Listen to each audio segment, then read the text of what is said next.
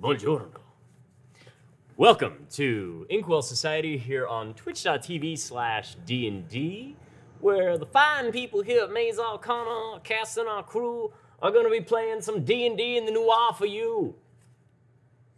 That was well done. Thank you. I appreciate that. And we have a special guest in the house, Ruben Bresler, everybody. Hi. He may or may not end up in the alley next to the dumpster later tonight. If you want an autograph, you got to get there early. Right. Before he bleeds out. Or I go to bed, because that's my house. Oh, or he goes to bed. Little noir humor. Yeah. I tried. Well, we're all there. Yeah. It was a good first effort, I think. Okay. Yeah, no, warm up, because they will try. pun the whole game. Oh, so okay, cool. if you don't want good them to know. punt you out. I will do my best to try to keep up. All right, we'll see. Oh, you never do that? If they're bad, you get disadvantage on life. Yeah. So, Unless it's like the final blow on a crit, then it's perfect. you kind of get the you just kind of Do get. what you want, yeah. I'm very lenient in this recently. So, like I said, welcome. Let's sling over to Kyle for some announcements. Hey, so we'd like to let you know that you can always go to worldanvil.com in order to get your best campaign tools, all kinds of timelines and your notes, and you can actually do kinds of cool things. Do we have any giveaways this week? We've got Idle Champions, so there will be DC will drop some Idle Champion codes, I think, now and then probably at the break. So that'll be in there. I do have not necessarily giveaway, but I have presents. Oh, we got presents. You're like what did your parents do with you for Christmas? They're like, we got you presents, and you're like, oh, we got presents. That's cool. Yeah. Acceptable. Presents. Huh. Seems it's been a year. I suppose we could have presents. That is appropriate.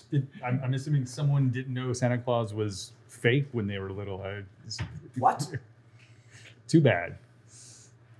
This was a show for kids. Yeah. Was, not now. So go check out World Anvil for your campaign stuff. You can also go to therookandtheraven.com and then get little booklets that have those wonderful card slots you can put your notes in and have a little journal entries to talk about all the terrible things that you're thinking while everyone else is trying to kill monsters. Wormwood also gives us great things like these dice trays and the dice vaults, and we make dice towers. We don't have to show them, but here they are. Aren't they awesome? You can get them branded. You can get our branding. That's right. You can buy special Yeah, ones. so the Maze Arcana special. Yep. Boop, boop, boop, boop, boop. Of course, that's at wormwood.com. Mm-hmm. Extra Life is starting up again soon, so make sure to go check that out. It's pretty much a year-round thing Yep. these days. So go check out for kinds of special things. Who knows, you may get an Adventure League bonus. At Campaign Coins, you can get wonderful, wonderful little things to hand out to your players besides slips of paper with numbers on them. You can actually give them Dragon Hordes as pieces of metal. We don't get those because we don't have any money. Well, you do now. I actually have some at home that I thought about starting to bring, but I didn't pull them out yet. I figure we'll make that the since this is our preseason or kind of the little mid-season gap. We'll take a gap here for March, I think. Award season. It's award season for Inkwell Society, assuming everyone makes it through the episode and wants to come back. Conversely, everybody could die and Yes. Table flip. So Felix could have some money. We don't know. Felix does have some money. It'll be interesting, like when he dies and the little bag that becomes loot drops on top of it. Explode everywhere. He's like, It's a fountain of coins. yeah, it's a casino thing. Is it like the old Diablo setting where you kill the monster and Yeah, just coins everywhere? just coins conveniently fall in a pile right next to it. Speaking of Idle Champions, you can go get them at any of the gaming platforms that are cool, like Steam and PlayStation and Xbox and iPhone and Android phone. I don't think it's on Nintendo though, so I don't think it's on a Switch yet, but I think they're working on it. Just the cool one so far. And there's some new characters coming out soon, so you might want to get in there quickly before it's all free anyway. Yeah, I mean, It's not like it costs anything. Right. but some characters are only available for specific amounts of time. They are. And if Viper's out, I think she's now. Tomorrow, I think. Coming Tomorrow? out this weekend. Yeah. Black Viper. If not today, then definitely tomorrow. So you can Yeah. go see our friend Vivka with like stabby dykes knives playing. Yeah, her Viper. cosplay, her outfit for that is insane. You can also Exactly. see what The Viper Viper looked like fangs. if you look back on Stream of Many Eyes, wasn't it? Yep. That's where she premiered, Viper. You can go look and see what the real life inspiration was. Of course, we've got other games coming out. Kai's got a wonderful LARP coming up. Yep. This weekend he's playing Dystopia Rising North Cal, which is Dystopia Rising No Cal. It's like On the website. Yeah. It's got like no calories. It's low. It's wonderful. You don't gain weight when you do it because you're running around all weekend. But go play that there. A lot of weight at LARP. It's cold, so you hopefully should be wearing lots of layers in your costume. It's actually going to be kind of nice out, I think. He lies. That's good. He just wants more people. So go play. You can actually bump into Kai. God. He also has a podcast. Yep. Life Action Role Play, which also has our friend Ryan Omega on it, and Kristen. No, not Kristen. Cynthia is on it, and you could see that. So you can listen to that every other Wednesday, which would be next Wednesday. Yes, because they just dropped one the other week. Yep. This week is a bye, but you can go listen to that on all the wonderful podcast streaming places, just like Sig's podcast, Sputron. It's only one episode so far. I promise best. more coming. Oh, wow. Yeah. I thought you were like on a roll. Well, next week I'm going to start. I've been on hiatus with my streaming too. Twitch.tv/Sig. Somebody's been building stuff. I've seen all the pictures. Yeah. Even like all the crafting and makeups and things. And Well, also just the digging through all the things in your house. I saw that list. Reorganizing. There's that finding too. all my old stuff. Yeah. Are you- Then, once the house is all like nice. Are you and tidy. condoing your condo? Sort of. Yeah. Throwing the stuff Clearing all out? the goobies out. Okay. So, podcast. You can also get our podcast of Inkwell. We've got 4 episodes so far on iTunes. You can go catch them there. That's if you don't have time to go watch the VODs on our wonderful, wonderful YouTube and D&D VOD channels. Yeah. And Level Up Dice gives us wonderful dice. All kinds of different colors, all kinds of different materials. You can go get limited edition ones. You never know what specials are coming out. He gives us all kinds of cool stuff. That is at usa.levelupdice.net. I just handed our entire notes and adventures to the DM. I could have sneaked a look and we all would have died. I saw it all. I knew the whole thing. Oh See you no! There they all are. Well, But you're almost dead anyway. guess we won. Roll20 is also a wonderful place to go and play if you don't have time to hang out with Felix friends. the whole time. Sorry, I'm talking to you. Roll20.com is wonderful, wonderful. We love those guys. You can go catch them there. Of course, speaking of wonderful, you can go get all kinds of books and things at D&D Beyond that all fit on your phone, along with your characters and forums and all kinds of things that look wonderful and look just like this. But you can't use that. That's mine. And I think with that, we good to move on. I think there's everything besides our wonderful sponsors at D&D.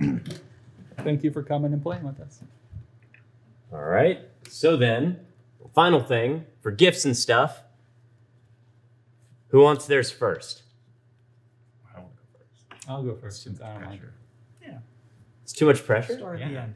Well, we all got to face our fears sometime, right? Uh-oh. Always go first. Always Always go first. and everything. Everything you can. I feel Cognitive merchant. Yay! Made us some dice rolling cups. Whoa. Wow. That's awesome. Mine's got red dead skulls on it. I wonder why my character likes skulls. Pure leather. Do you have one for me? I think so. Oh God, there's Nice. an eyeball in it. That's great. That's great. Oop, don't crush. Ooh. Look at that. This is dangerous. Yeah. Careful. I figured it was a good, that could be a good hat for Mr. Punchy. Yeah. It's No, also that's safer than putting D4s on the outside of it. true. Oh, is it like Slightly. Oh, this is awesome. All of my Oh, all yay. of my stuff has eyeballs on it. Mm-hmm. Mm-hmm. I see what you did there. Scrying eyes. Watch. Okay. That's good. So if we're ready, then we'll go ahead and roll the intro. We have an intro. We have an intro. And we're running the intro.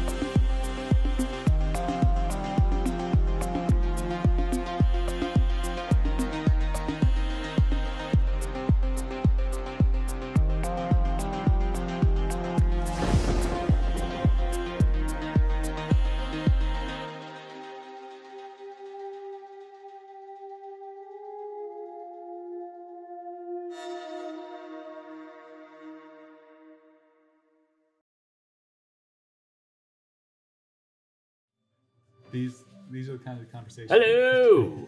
Hope you guys enjoyed that, and I hope you're ready to dive in to some Inkwell. Hi, Steve! Hi, Steve. I'm glad you made that dive in and not just die. That was a good addition. Let's dive in. Dive in. So, as we last left the Inkwell Society on the lawn of the Eldine Reaches, deep below, about 300 feet below where their airship sits, nestled among the massive branches of some of the great pines. Great parking job. Just A+.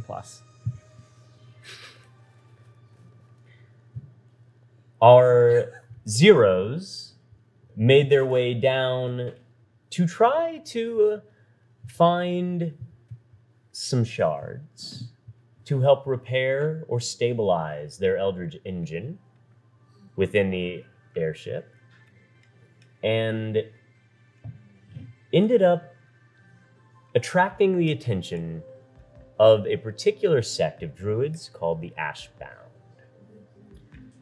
You made your way into a very feral combat with a bunch of what looks like large hyenas. As you cleaved through them, you found out they were actually druids shifting back and forth,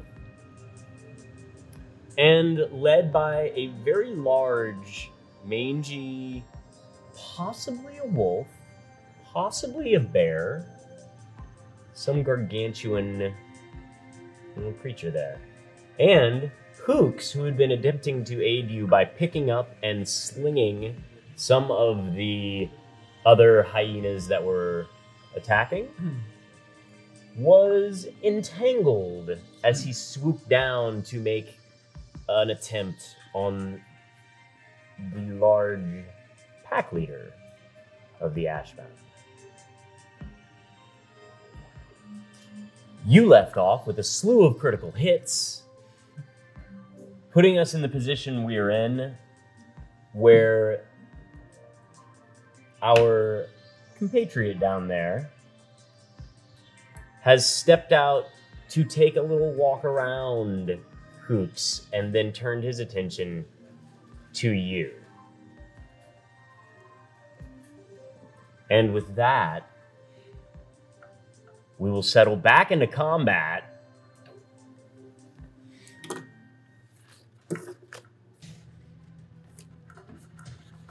Is this a fresh round? Yep. Okay. Who's who?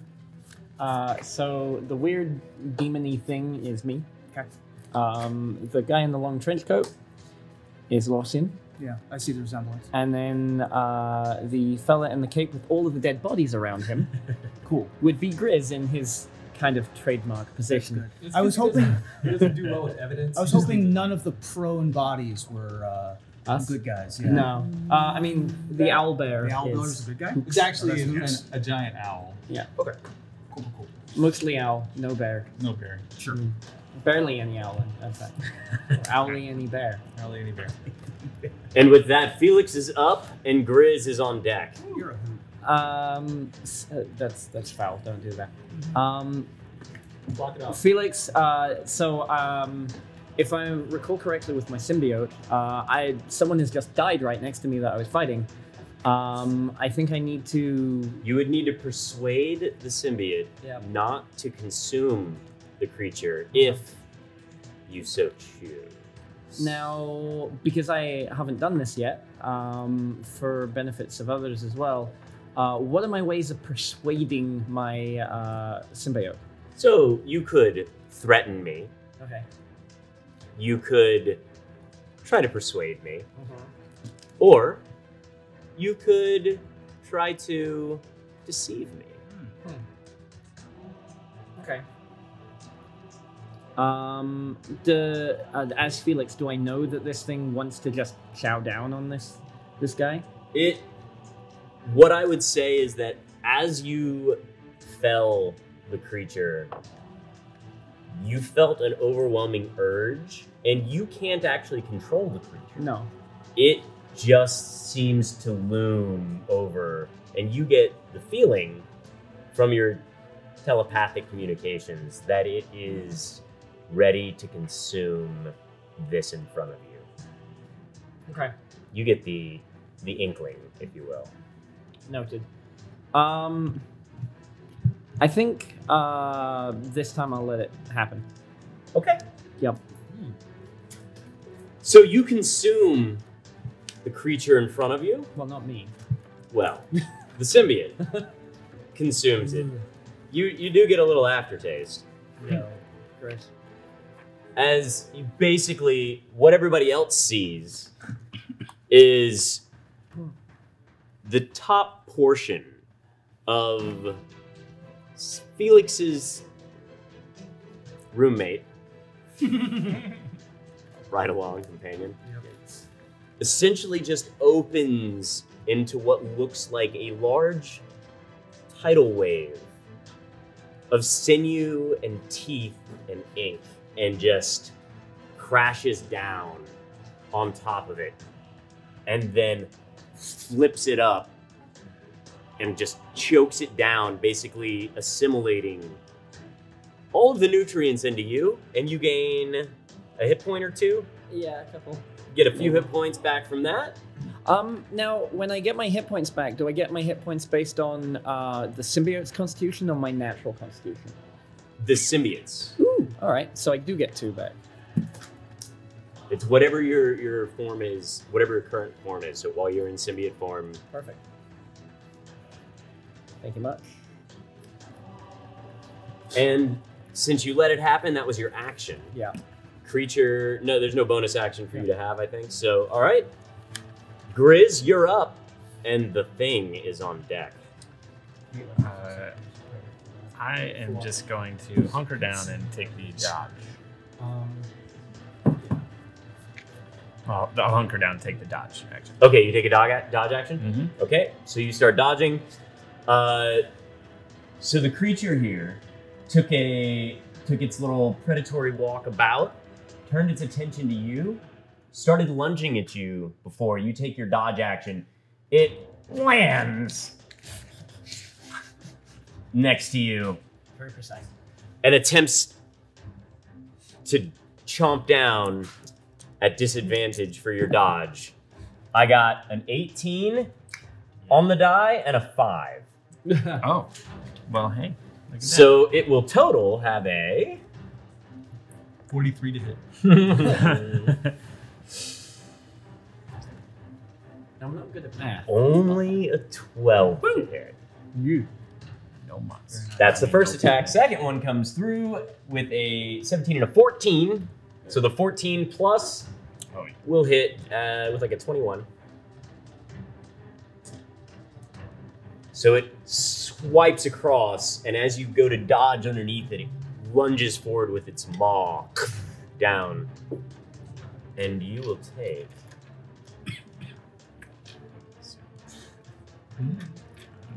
Let's see. 9 points of slashing damage. I am down at 0. So you're at 0. So your next turn will need to incorporate some injury rolls. All right. So you basically, as it leaps down, bites you, it kind of tears back and forth, like slinging you and Mr. Punchy prone. And as that happens, your, what do you even carry? Your satchel, your rucksack that you came down with all of the stuff in, you see all of your equipment spill out across the ground there, including some of the jerky before, which gives you a certain scent that now you really, as your life force is fading, you understand what the fermentation was. You recall it from a specific wine that they used to hand out among the soldiers called Goodberry wine. And that's what the fermented jerky tastes like or smells like to you. If that gives you a clue, good. If not, you deserve your ends. And we'll knock you prone for now. All right. That's its turn, and From out somewhere in the distance, despite the heavy atmosphere, the snow that's drifting down around, you see a flash of light and what sounds like almost the groan of cosmic energy, as if tearing apart two steel beams. And a glowing orb of light enters the clearing. Brand. Yes. Arbiter. So I Brand. come out of the woods The brush. nearby. What of that have I seen? You probably would have. You probably would have seen the scene here. The last round. Last round or so. You can see. You definitely saw Grizz go down, or get, toughed aside, and then you launched into action. Okay. Do I recognize this beast that has launched the attack?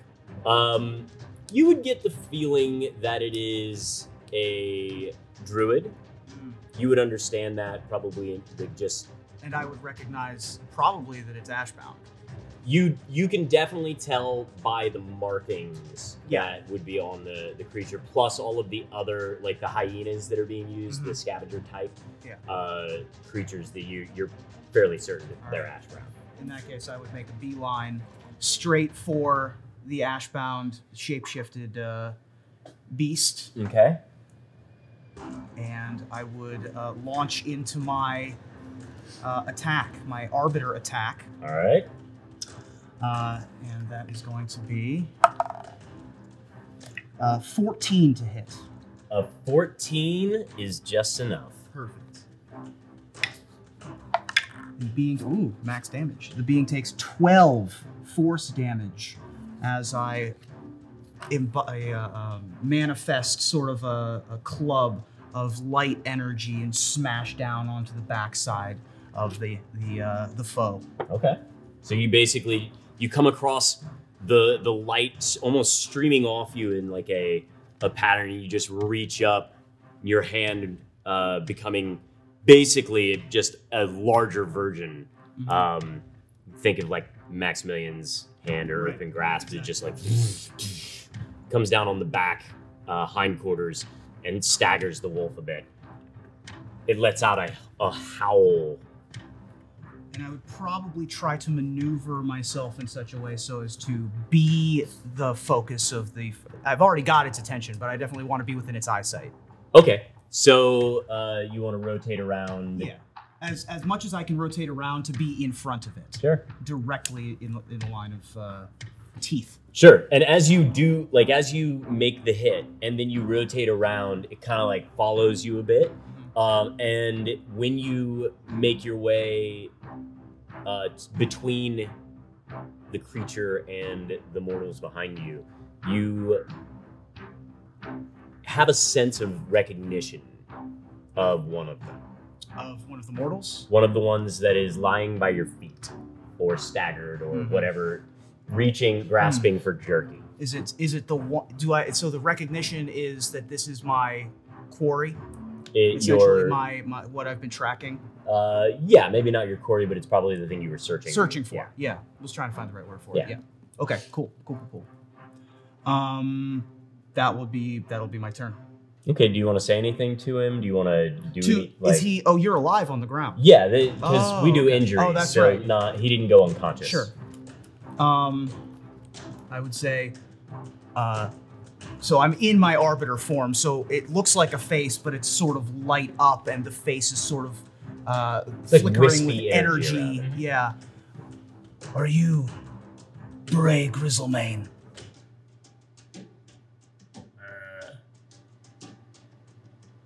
No. All right. I will return to face the beast at that point. Give me a deception check. and you can roll opposed for your insight. That's a natural 20. but what did you get? 17. 17 total, and you have a plus Deception. one. Yeah. Yeah. So you have a minus 21. one. Oh no. You have a minus one. Yeah, it's a 19. But it's still a 19 versus a 17. Yeah. So you are unsure whether or not, Sure. but for the most part, you're buying it. Yeah, not terribly important at this point in the fight. Like I've got a beastie in front I of me mean, you could now. just walk away. It's true. It could be the shortest guest It's appearance true. ever. I could. And then if he dies, I do see a nemesis of the Ashbound in front of me, though. well, so- yeah, I mean, I wouldn't know about nemesis per se. Like your Sure. job is to kind of like just corral everyone, but he's being a bit of an asshole. So Yeah, there you go. Yeah. Perfect. okay, And I will maintain my spot. all right. So, Walsian, you are up. I turn and look at Grizz bleeding a bit and say, "The grave speaks not your name today," and spare the dying on him. Okay. Stabilize him. And then I'm going to run. I'm going to move and dash to get over to Hoops. Trying to skirt this Yep. out here. Does it give me 1 hit point, or I'm just Stable. Okay. It's 8. 8 gets you there. 9. So you can get all the way over there with your 30 feet times 2. 20. And that's your action. Actually, to move me further around the side, away from. Yeah. That's. I think that it's your movement maxes out somewhere here. That's so. fine. Further away from the fight, better Okay. at the moment. welcome. And I say to Hoops, "I'm going to see if I can help you get out of this." Okay. And as you start working on that, Hoops says, "Oh, thanks." Brand, you're up again, Oh. and the thing is on deck.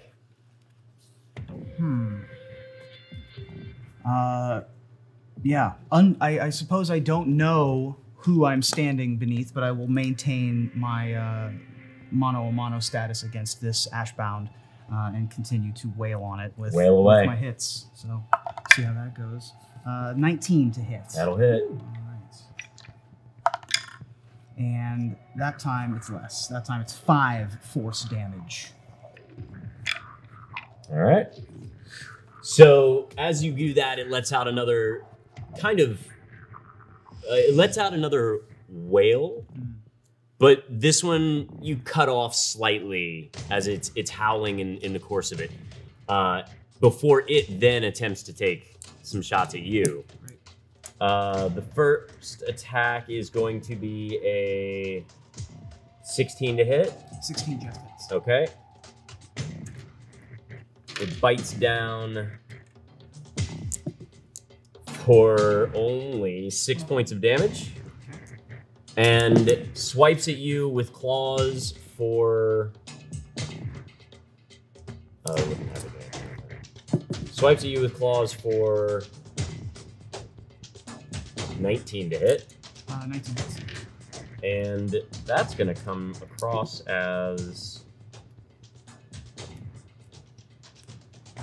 16 points of damage. Wow. So that took a big chunk out of my my arbiter form, but I still maintain my wispy willowy exterior. Yeah, he bites into you and then clamps down on part of the large, kind of like your enlarged stature. Mhm. And then as he swipes through, it's almost as if he cleaves through some mist and it like just billows out of the way, diffusing a bit before slowly kind of reforming around you. And then with that howl, you see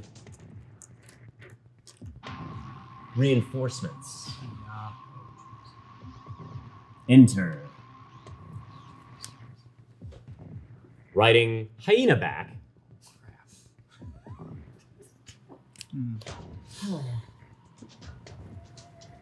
One circling around. Oh, let's see. I guess he's gonna actually come over.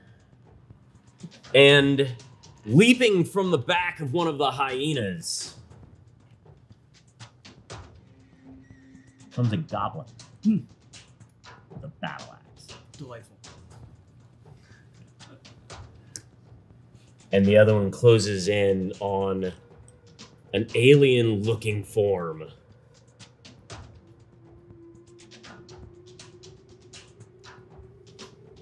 The battle axe is going to be a 12 to hit. Does not hit.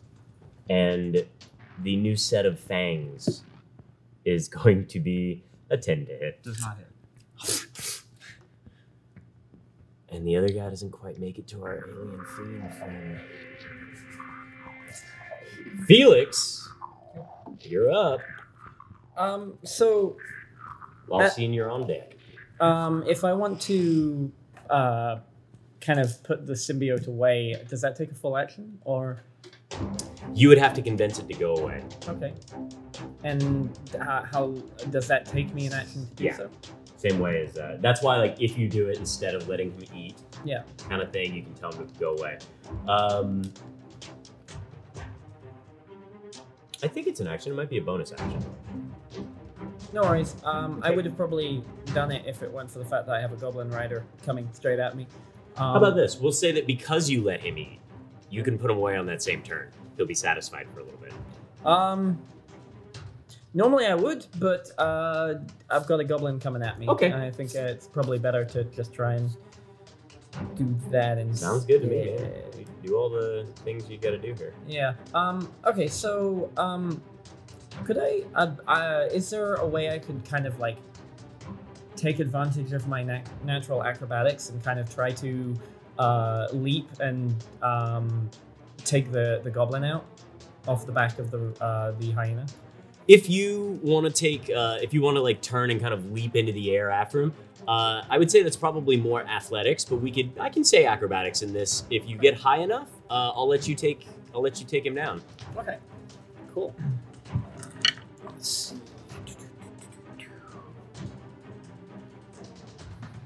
Yeah. Okay. So that's a 15. 15 will be enough for you to turn around, jump, and attack him. Go ahead and give me your attack roll. Okay. Say normal to attack roll or? Well, because of the creativity, we're going to let you use your Pollock dice there and roll at advantage. Woo! So that would be a 17. A 17 will hit. And unfortunately, I only do the. It's strength based, isn't it? So Yep. 2 points, unfortunately. It's your roll, though. Yeah, rolled a 1 on the D10. That's okay. You leap up into the air, catching the mid-stride, and slam down, replacing... Oh, did I not have a second goblin? That's a shame. Well, I've got a better thing for us now. No. As you do, you clasp hold of the goblin, and in mid-air it turns and shifts into another hyena. Great. Off the back of the other one. But I will say that because you hit it, because you did all that stuff, you've knocked it prone. Woo. And this guy was still moving, so I will make him continue to move on his next turn. Are you good? That was my one kind of action, so yeah. Okay. Lossian and Grizz, you're on deck. How big are these hyenas compared to the last set of hyenas? They're about the same size. Oh, boy. Okay, I'm gonna take my sword out and start hacking away at the vines that are entangling Hoots to try to give him help on breaking free. Okay, I'll say it only takes you. You can make your way around it in one action. Okay. Loosening it, going through. Anything else you want to do? No, because that's all I can do. All right. This hyena continues on, not realizing quite yet that it had its rider yanked off the back of it. It hits, spins, turns back around and makes its way over to you. The other one stands up and attempts to bite you. What's up? Oh yes, you were. Yes, I grabbed that. Thank you for reminding me. No. It's all you. Okay. So do I have to take an action to stand up? It would be half your movement, not an action. Okay. How much movement to get to Hooks is there? That would be from where you are 1, 2, 3, 4, 5, 6, 7, about 35 feet. So to stand and get over there, I wouldn't be able to. You wouldn't be able to. You could if you stood and then used your action to dash. Yeah. I'm gonna do that. It's too much over there. If he hits you when you leave, Does he get an attack of opportunity still? he would. He hasn't used a reaction. Yeah. All right. this Well, turn. then I guess I'll just get up and start whomping on him then. Okay, so right now you are stable, Mm-hmm. but do you have any injuries? I have one. Okay, Yeah, so if you get up and you use an action for anything that doesn't restore hit points, you have to take an injury save to see if you rupture the injury that you already had. Okay. Did we just describe Grizz as stable? No, it's a It's a medical term. Yeah. Oh, okay, okay. And not a psycho. You did see the Yeah. So okay, I guess, but I'll get up and eat the jerky then. Okay, so you get up, you eat one of the jerky, you regain 1 hit point. Okay. And then as a bonus action, can I bite him? Yeah, you're still shifted. Okay, cool. So I mean, I'm pretty sure that there's not a qualifier well, that you that's- have to since attack I first. So since I regained health, would that mean that I don't have to do the save, right? yeah, you don't have Okay, to do the cool. save. So then I'm going to bite him. And you get to keep your rage. Yay. Nom. That would be a 19. All right, 19 hits.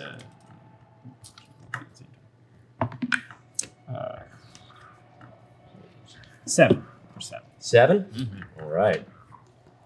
Okay. Then, after you get up, snag some jerky, bite it, feels slightly better. You bite into him as well. And then, behind you, the scene unfolds. The symbiote jumps up, snatches one of the goblins off the back of the hyena. It turns into a hyena mid-air, and the other one continues on, then skitters back around and rushes to the back of the symbiote. And I'll just go ahead and knock out both of their attacks in one run. I got a natural 1, and I got a 3. It's 13. That could be. Could be. I'm going to count it as 2 separate attacks, because that's what it was supposed to be. And, Very benevolent of you. huh? Very benevolent of you. I mean, that's what I intended to do. I tend to keep my Yeah. word. And then the other ones in front of Brand will attack. I got a to balance out the thing. I got a natural 20, and then I got a 12. Okay. So the 20 will hit. Yeah, 20 will definitely Okay. hit. To clarify, these are neither psychic nor force damage, yes? Yes, they are all standard. So I didn't specify when I was getting attacked, but I'm actually taking half from non-force, non-psychic damage. But so I'm still getting walloped, but it's doing less damage than they might expect. Right. I wasn't going to clue them in. Oh, okay. Sorry. That's okay. I didn't mean to. I was trying to help the. Sure. So you will take 13 damage with resistance. Yep. As your form gets assaulted and then starts to reform. That's all of that. Very formidable power. Walsian I had a quick question already. and Brand's on deck. Yes. Did their fumble do anything? You said they rolled a Oh no, I didn't. Okay. I didn't have that one right now for anything for them. So Walsian, you're up. Brand, you're on deck. So it's Hooks freed or Hooks is free. Okay. Or going to be able to get his way free from there. You were able to make your way around and slice off like the most crucial vines that you can see. Okay. How far am I from the big wolf? Looks like about 30, 35 feet. And the little wolves therefore about the same, and then the About the others same. are about 50 feet to the other ones? Yeah, probably. 1, 2, 3, 4, 5, 6, Okay. 7. So 35 feet from the big guy, 40 feet from the second wave, and then probably about 20 feet more. And the only one that's of the ones that got hurt was the one he took off the the back of the other one. The others haven't been hit, right? And So- well, the big guy's been hit. Yeah. So I will hit the big guy then. Nope, take that back. I'm going to hit the goblin standing next to the glowy fuzzy guy, Okay. or at least I'm going to try to, With chill touch.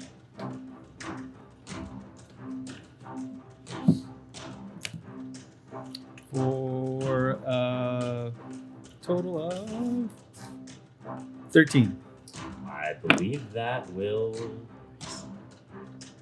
hits. Yay! So 7 whole points damage and no healing for that goblin thing. You see the necrotic hand just reach around and start to squeeze alive, and he starts to cough up blood. Bran, you're up. Grizz, you're on deck. All right. As a bonus action on my turn, I will use my Arbiter Shape ability to restore hit points by spending some hit dice. Okay. I'm going to spend 2 of my hit dice. I'm going to spend my 2 d8s of hit dice Sure. to restore.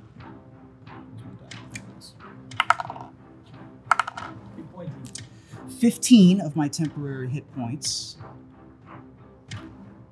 back above, and then I'm going to continue walloping on this big giant beastie in front of me. Okay. 13 to hit 13 on the big guy. on the big guy. You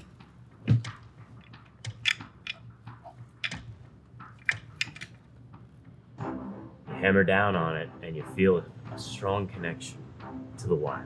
Mm-hmm. Go ahead and roll me some damage. Awesome. Yay! Love it when that happens. We're gonna hit. 6 plus 4, so 10. Force damage. All right. As I wallop, keep beating up on this. What is this thing that's in front of me? This is a Monster with monster bear, beastie, dog, wolf thing. hybrid animal. Yeah. I will continue to wallop on the puppy dog. It's been time in the library to figure it out later. It looks a bit Dire? altered. Okay. Things are certainly dire for you. Indeed. Yeah, and I've still got this collection of goblin plus hyena plus beast in front of me, Mm-hmm. trying to maneuver myself as the soaking of the target. Mm-hmm. Cool. That's my turn. And Grizz. I'm gonna attack. That's a natural 20. Yay! Nice. All right. So All right. that's 4 on the 3, so 7. And then do I roll that twice? For a Yeah, crit? you roll that twice. So did you even roll that with did you even reckless attack that, or that was a standard attack? That was a standard attack. Okay. Wow. Congrats. Well, Still. 1, but just add that 1 to your so that's 8 altogether, right? Yeah. Okay, and then your character. Yeah. So now I'm doing the bite. That's a natural 1. Ooh. So it's not getting anywhere. Did you bite your tongue? I hope not, because I'll knock myself out. Yeah. So you bite, or so you swing across with Mr. Punchy, and you really clock him so bad that he staggers. And when you go in for the bite, you bite your lip. No. Fortunately, the damage is more to your pride than Okay. anything else. I'll take it. It's 1 point of damage, but you need damage reduction, so it's 0. Yeah. There you go. Let's save that. That's not true. You can never really get that. And then the creature is not happy with what you've done as he turns to snip back at you. And the first attack will be a 12 to hit, It does not. but the second attack will be a dirty 20. It sure does. And Mr.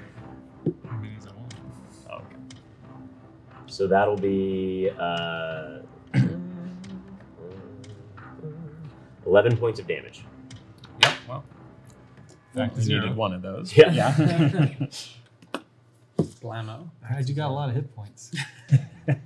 Tons. However, you are good buried up for the day, Mm-hmm. so you're gonna need some love. Yep. Felix, Yeah. you're up. Cool. So, I don't think there's too much I can. Does flanking in this they have to be kind of draw a line between me, or So there isn't really flanking. there isn't? Okay. If they had something like pack tactics, Okay. then that would give them advantage just for being next to you. But there is no flanking. Okay. Fair enough. I'm going to continue to try and steer this weird inky black monster and just lean it in directions to continue to Assault it. yeah, continue to go Alright. wild on the one in front. Sure. Roll me your attack. Mm-hmm. Oof, that's a miss. What do you get? I got a 10. A 10 is just a little too low. Yep. All right. Luckily, you are also on deck, so you get to go again. Oh, that's fun. Miracle of random initiative. Rand, you're now on deck. Jackson first. Same again. That's way better. So that would be a 21 A 21? to hit, It does. and I would be dealing 11 points. You should do that more often. Yeah, slashing. It's a nice one. Lots of blade hands, just gnashing and clawing, Sure. and/or sharp tentacles. And or sharp tentacles? Yeah. Okay. Pointy teeth, big gnashing pointy teeth. I mean, I've been watching way too much Umbrella Academy, and there's a character with tentacle attacks that look Oh, great. okay, yeah. I finished that. Yeah, I finished that. cracking good show. And Brand. It's All right. your turn, Lothian. You're on deck. Here's what we're gonna try to do. How heavy do I think Grizz is? Do I think I can pick Grizz up in my arms? In the form you're in, Yeah. likely? Okay. I want to pick Grizz up like Hagrid picking up Harry Potter. And then I want to use my movement as an arbiter to levitate 20 feet straight up. So you're already levitating. Right. Uh, But I'm under the effects of the levitate spell. I don't know that you control the up and down, but I'll So, double check it. Yeah. I was trying to figure You that out probably before. do. I'm just gonna double Yep, check. no worries. Might be a wiki. Might be a weight limit. That's true. I'm just flying out there. Grizz is kind of heavy. I don't think he's gonna like this very much. I'm just gonna float this idea for now. I can move up and down as part of my move. Yeah, but you have to move in a direction. So one creature or loose object of your choice that you can see within range. So you can't take somebody else with you. Ah, okay. You could move up to 20 feet. But I can't have Grizz in my arms and take him with me. I airlift him feel out as of there. though you could probably move around the board, but I don't think we're going to be going up and down with that amount of weight. Because the levitate spell is only intended to handle one person, Okay. unless it's cast What is higher level, what is but- this in the middle here? Do I know what this is? What is the what? Sorry. The He's looking glowing, at the fire. the fire, Oh, the rock. yes, you recognize that as being essentially like a bonfire. That's like well, you would call it like a way pyre. Sure.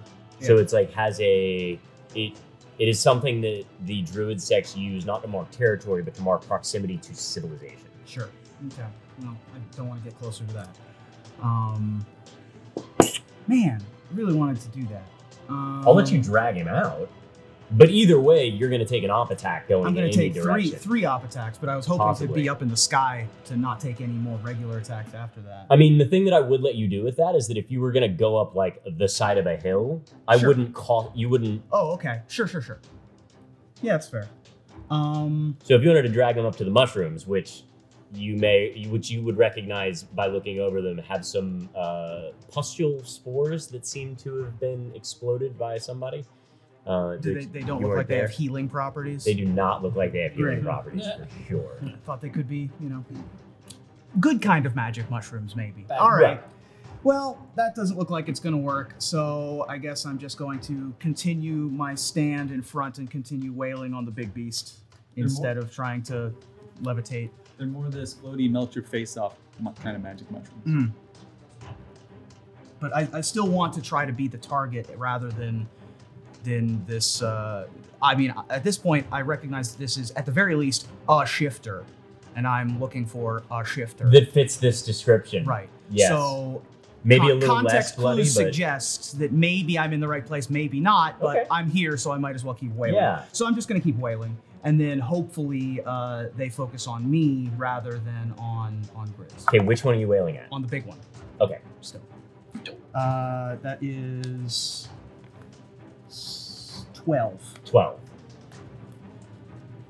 Does not hit. All right. Well, that's what that did. And I will maneuver my body in such a way that I am as much in front of between Grizz and villains as possible. Sure. Okay. Lossian. Same guy, same thing. Okay. An 18 will hit him, I'm sure. Yeah. Give him another 6 points. The hand squeezes tighter. He coughs one more gallop of blood and is out. Nice. Collapses. You still have a bonus action? I gave him a hand. You did. I'm gonna bonus stabilize Grizz. All right. No, not yet. Good turn. Said wait. Great cantrip. And It's pretty unreal. Normally it's touch. so let's see. Yeah. If I have to, I'll take a step. Get you in range there. You so you reach out, whisper a slight prayer to the undying host, Court. who seemed to cradle the threads of life surrounding one not Bray Grizzlemane. The large wolf turns Get up, Luke. Get up. and bites you. For the first attack is going to be a 22. The second one is going to be a 12. 12 does not hit. 22 does hit.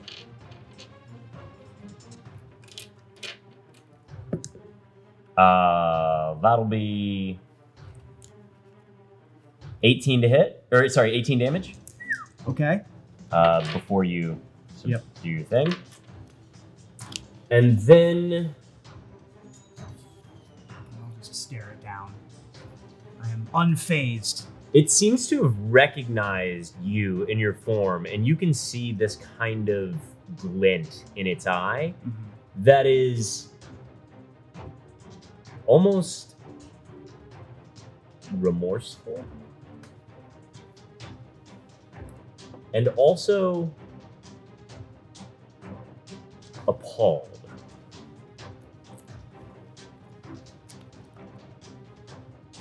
And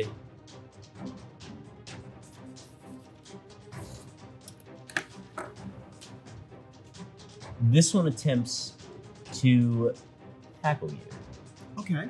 which will be interesting. Yeah. Or at least grapple you. All right. So as it tries to grapple you, this will be a contested strength check.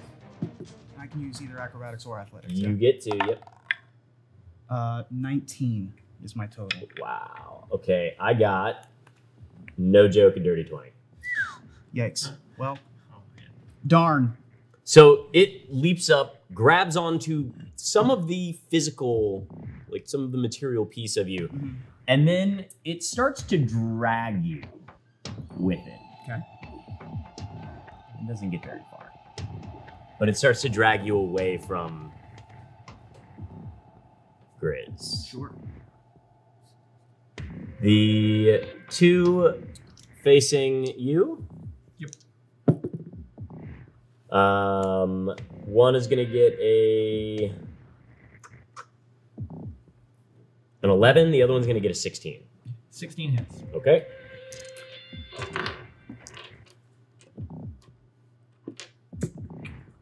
For 2 damage. And you killed the other one. Yep, okay. Hooks staggers to his feet. There it is. There we go. Turns around and he's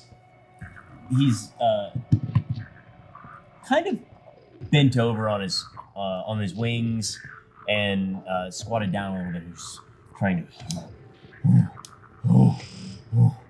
What? And he's looking to you. Wolf thing bad. Anything on 4 legs, kick its ass. And then you see him launch into the air and attempt to grapple the creature with his talons. Nice. Herb mode.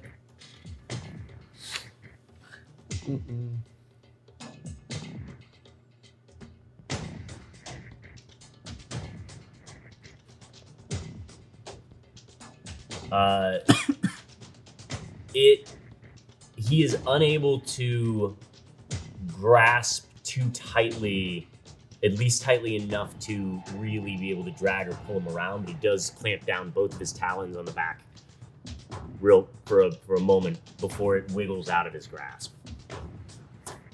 And Grizz. So since I got stabilized, so if I attack, do I have to make the save again? Because you have an injury right now, yes. The you one need that's hit been points. lingering, it happens every time. Okay, I see. Boy. Sure, let's go for it. Why not? Okay. So you can take the attack, you can do your action and your bonus action, and at the end of the turn, we'll do the injury save.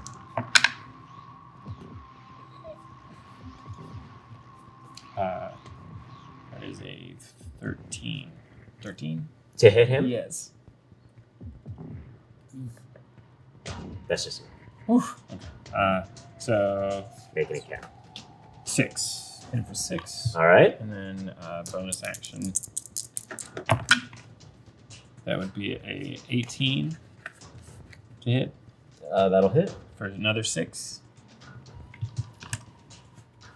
All right. And then this is where I gotta make the injury save, right? Mm-hmm.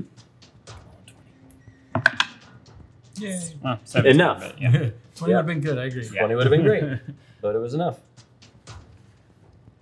That worked out good. The big wolf yelps as he is now sandwiched between talons and teeth and a fluffy yet blunt doll.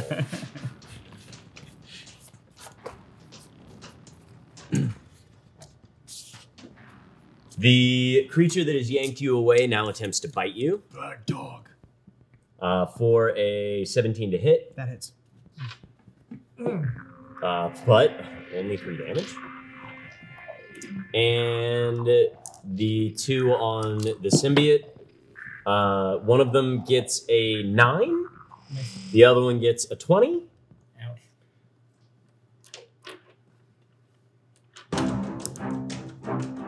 So that'll be, but at least I rolled super low. So that'll be 3, 4, 5 points of damage there. Yeah, I mean, when you're this low, 5 points is still a whole lot.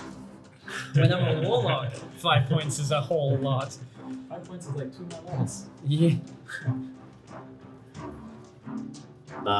Then the big wolf is up and Brand is on deck.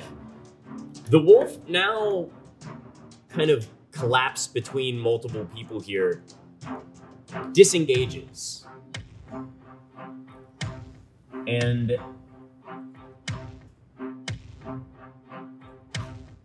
let's see. Who's got the pack with the stuff in it? What's that? With the crystals. Wasn't it in your... No, it's over by the fire. Oh, Why would it be by the fire? yeah. Because it was on the sensor's disc. And you said that those have expired, so it would have fallen wherever the disc was, and we were over by the fire when the...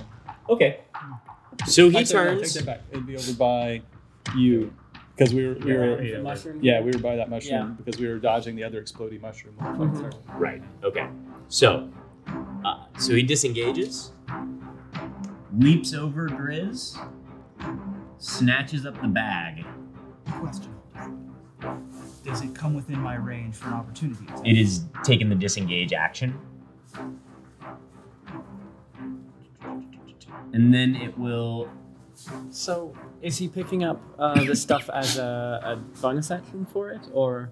It doesn't. He doesn't necessarily need one. You can Okay. you can interact with an object as a free action, Yeah. as the scoop up, Oh, okay. like opening a door, or grabbing a bag, or something like that. Unless it's something like falling out of the air that you actually have to use a skill for. Right. So with that, you see Rabbit, and he seems to take it over to the bonfire and start to move it into the bonfire. And you can see some of the smaller shards fall out. And The broken bits.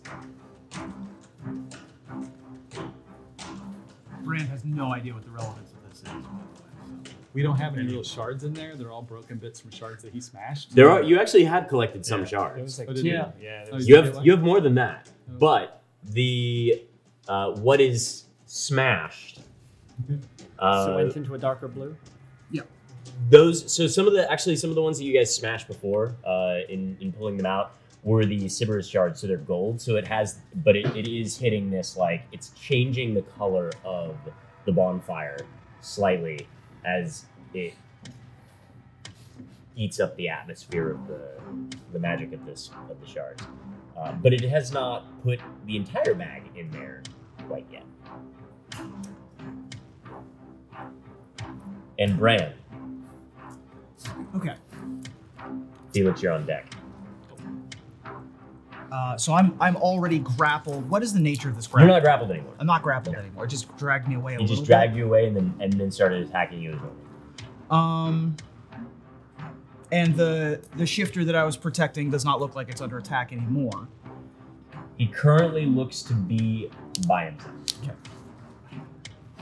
In that case, I'll just attack what's in front of me, I suppose, and hit this hyena. Okay. 12. 12 is enough. Oh, nice. That's going to be 8 force damage. All right. And I would not. This is actual fire, yes? Yeah, it's like a magical fire though that is put. I mean, like it burns even during the rain. It's like an ever burning.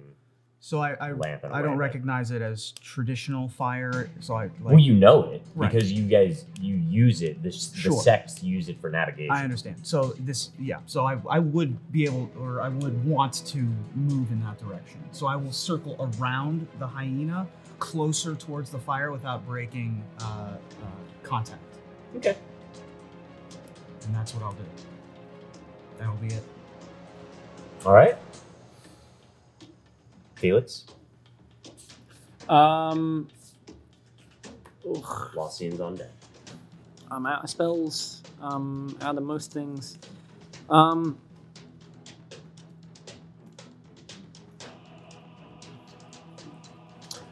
I think I will. I'm probably gonna have to. I don't think I can. So with a disengage action, I can move half my movement away from. With disengage, you get your full movement. You're Okay. just what disengage does is keeps things from being able to hit you Okay. when you disengage. So when you leave their threat range, Sure. they don't get their opportunity attack. Okay. I think I'm gonna disengage and try and get about level with Hoots. Yeah, about over here. Okay, so you duck away from them and launch yourself over here. Yeah, and kind of like more kind of like facing the hyenas and growling at them and like kind of bouncing backwards. Keeping my attention this way, basically. Oh, okay. Yeah. All right. Okay. Looks good to me. Cool. Awesome. And Grizz, you're on deck.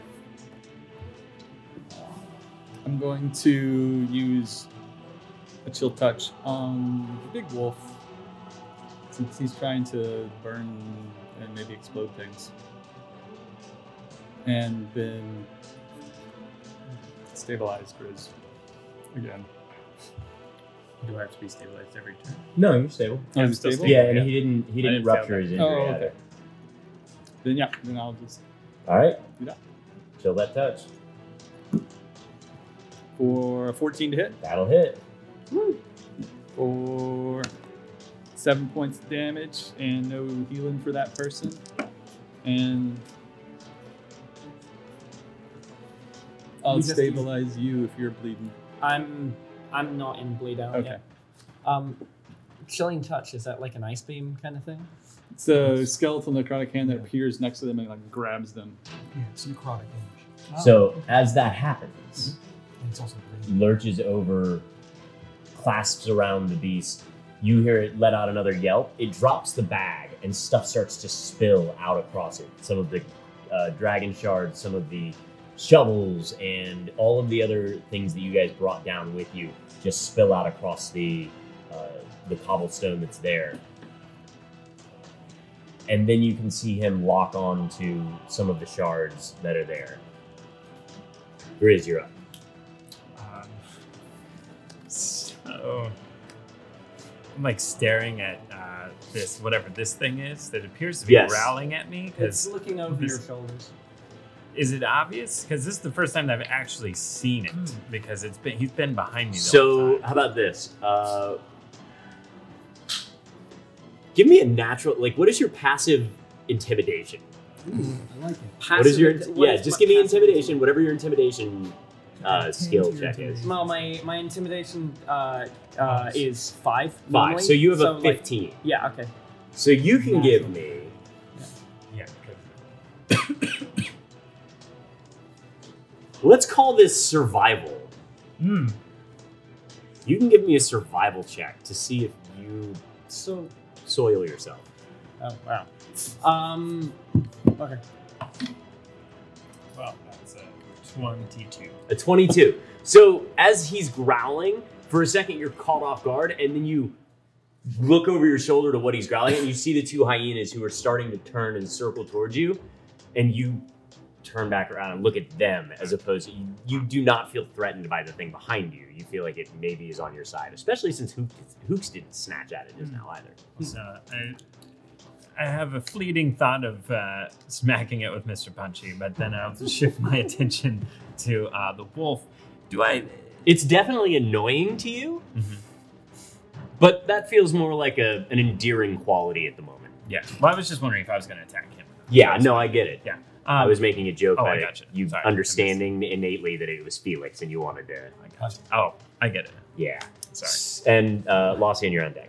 So with the weight of that thing, do I, like, me personally sizing it up, do I think I could, like, tackle it? What thing? The wolf. Like, because that You looks really personally? big. Yeah. There is no reason for you not to try. Then I'm going to barrel over there and try to tackle it. Are you trying to push him out of the way, like where the shards are, or are you trying to grapple him? I would like to, like, shoulder him into the flame. Into the fire? Yes. Okay. Well, We'll call that a push. Go for it. that's our hot take.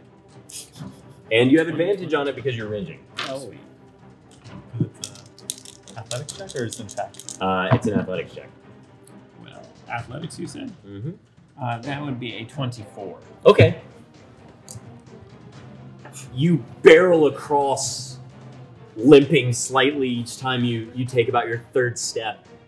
And as you cover the 30, 40 feet, you build up enough, and you just almost launch him up, getting real low, taking his center of gravity away, and you are able to put him on top of the fire. Nice. I don't know how I do that. There you go. Did they go prone? It does not go prone. He gets pushed into it, and then we'll say that he's here staggered against this, into the corner there. Let's see what fire's gonna do to him. So let's see if he makes a dex save to avoid it. He does. so I got cool. it. If I hadn't gotten a 20, I literally got a natural 20. That's fair. I'm just, yeah, that would have been cool. It was cool. Yeah, that's true. It hasn't stopped being cool. So you slam into him. He staggers, drops it, but the bag is now at your feet, as well as all of the containing items, the contents. Thank you, Rudy. All the contents are now spilled across the floor there. You can grab them back up if you wanted to. Yes, I would do that. Okay, so we'll say that's what, you've used movement, you've used your action. We'll say that you could probably do that on the next turn. You can grab the bag It's now. not a free action interact with the object? One object, yes. A but bunch then of it's objects still that are down. spread across the Okay. ground, collecting would not be a single action. Lawsian, you're up, and Felix, you're on deck. Oh, well, just real quick. Yeah. Can I sort of get in front of it, like on this turn, so that he, like, in between him and the things? You have two more squares of movement. Yeah. So, and then where's all the stuff? Would that put me between, like? The stuff is like right here. So you can like get to it, and putting you next to the fire there Mhm. could create a scenario where you're like he would have to try and go all the way around you to do it. Yeah, I would do that. Okay. Because I just kind of want. My intent is just to block him, so he just doesn't snatch it and Sure. wolf away. Do you want to actually stand in front of him then, since he's pinned into a little bit of an area here? You could like pin him in here. Oh, sure. Okay. You might regret that, but So you push him into the wall. He staggers over the fire, and then you basically move the corner of the large feral creature, and then it's Lawsian's turn. So from where I am, it'll take an action to pick up those things. You would have to get over there and then use your action to start picking the things. So if I mage hand and pick them up with the action, I can just Bring them back to you? Yeah. Mage hand. You can mage because I hand. can mage you hand can it grab it. at there to pick them all up, or I pick feel them like up into it's- the bag and then Yeah, grab the you bag. could probably. How about this? You can use the mage hand to sweep it into the bag, and then next turn. Well, and then you can pick up the bag. Sure. And then I will move away from it back to keep like hooks between me and it, but keep about 30 feet away from it. Okay. So you basically move your hand over. Your mage hand comes in, sweeps all the stuff into the bag, lifts up the bag, and starts to bring it to you as you run. And I still want to be 30 feet from that one. Okay, so you basically just maneuver right around to the other side of Hooks. All right, Felix, you're up. Big things on deck. Do I have the potential? So, in order to convince the symbiote to go away, do I have the? That's going to take me an action to do so. So, To kind of talk it away. yeah, if you would use the action. Now, you could also let him devour something that's nearby. And as part of that action, since you were nice to him, you can ask him to go away. Otherwise, you can use your action to try and convince him to go away. As a question for future reference, Yeah. If I'm like disengaging away from something, does a dead body is that considered somewhat of an unattended object? Are you asking if you could pick it up without an action? Like dragging it along. I would allow you to drag it. It just takes half your That makes movement. sense. Great. Okay. Just for future reference. Okay. Great. Thank you. I would say it's probably situational. Sure. That makes perfect sense. I feel like, yeah, you know what? I'm just gonna go behind Loshian and eat that the body behind Loshian. Okay, so Lawsian, you have the mage hand bringing you the satchel, and you're just like, yeah, good, I've got. And then you see the inky black bipedal thing kind of start to serpentine around a little bit and lock onto the bleeding carcass to your right. I mean, no, it's Felix. I saw the thing happen when he Right. went into it. Hey, Just kinda I'm creeped out. describing this, not you. Mister, I know it's Felix. You see this thing turn, and it just launches between you and Hooks, almost in an elongated lunge. and then its hind legs kick over, almost slinky-like, as it devours this other creature. Neat. Nom nom nom. And then, do you want it to recede? Yeah. And then, as it crams the last bit in, swallows it down, you see it start to peel back away. Felix takes a gasp of air, and then it recedes down into his dragon mark. You can swap out your mini. Woo! Wait. And that goes. Oh, wait. The big creature spins. Grizz, you're on deck. Let's see what happens. As a big creature spins and attempts, let's see, it spins, it can see that the mage hand / backpack has made its way away from the fire, and that you have essentially got it boxed in. It is going to attempt to push you out of the way. And that means that you will be making an athletics check with advantage due to your rage. Okay, I'm gonna have, or let's see, you have to beat a 17. Like, what if I got a 7? Wait, yeah, that's a 17. Well, But I add, That one's more. oh, 17. But at, Yeah? you said it's athletics? Oh yeah. Oh, yeah, so that would be a 23. You, Or 20. so it 22. attempts to push you out of the way and you stand your ground. Yeah. With its second attack, it tries again.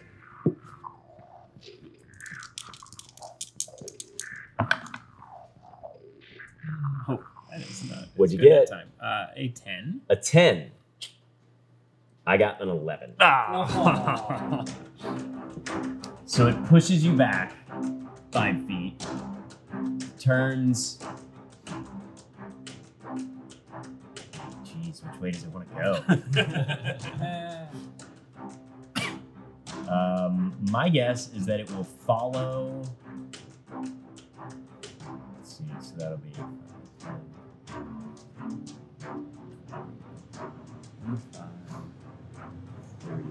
It makes its way around Alossian, avoiding hooks. But it's already used all of its attacks, so Grizz, you stumble back. Watch this thing bolt away from you and track down Lossian. What are you gonna do? Can I get around them with enough movement to get back to him? And Brand, you're on deck. Can you get around who? Like, I want to go around that way and get to attack him. Can I get it within range? Yes. But, like, not. Can I go around the other way? Like, What do you- backside? yeah, Like, you want to go this way? Yeah, because I don't want to get close to those hyenas. If I have enough movement to get around that way, I prefer that. I'm like, hey, where are you going? Okay. And then, yes, I will attack. All right. But you wish you had your spear still. But I guess He's got Mr. Punchy. we'll go. Yeah, we won't do reckless, or should I do reckless? But that means he would have an advantage on me. It does mean he has advantage on the attack roll against you, but it also means that you have advantage on the attack roll against him. Yeah, I'll just reckless. What's that reckless life? So that would be a 16 to hit A 16 will hit. for 9 damage. All right. And then your bite. Oh, that's also advantage. That would be a 18 to hit 18 to hit. plus another 6 damage. 6 damage. So this time as you come out, you smack him with Mr. Punchy, stagger him a little bit, and then chomp down on him. And when you chomp down on him, you have chomped down onto his human form. And you just see him like pushing your face away. And then Bran, you're up. Unless you have anything else. I just kind of like awkwardly lock eyes with him. So I go I have a pretty good passive perception. I'm keeping track of the battlefield and specifically keeping track of this shifter, even though they told me that they weren't who I asked. I'm still keeping them in the corner of my eye, and it looks like that seems to be the target, especially once they drop form. I recognize that this is an Ashbound, and I'm going to turn from my current enemy, which appears to simply be a hyena, not a druid in hyena form. No, it is a druid in hyena form. Oh. You recognize all of these As okay. Yeah, they were just druids writing druids. Got it. As I'm sure happens out in the woods. Okay. Sure. Yeah, but we're dumb not to. It would kind of be dumb not to. How's the hyena directly in front of me looking? Do they look particularly? Not harried? necessarily too harried, no. All right. This looks like a. I will. Man. Well, it's not my decision to make. I'm still in my mindset of the shifter is the priority. So I'm going to move away from the current hyena, allowing it to make an attack of opportunity if it so chooses. It will get a 10 to hit. Does not hit. And make a beeline for the more powerful druid with the leader, yes. And unleash another wallop upon it. 14. A 14 to hit is enough. Great. And as I get over there, I will say, the Ashbound hold no sway here, and release my hit upon it. 8 force damage. 8 force damage.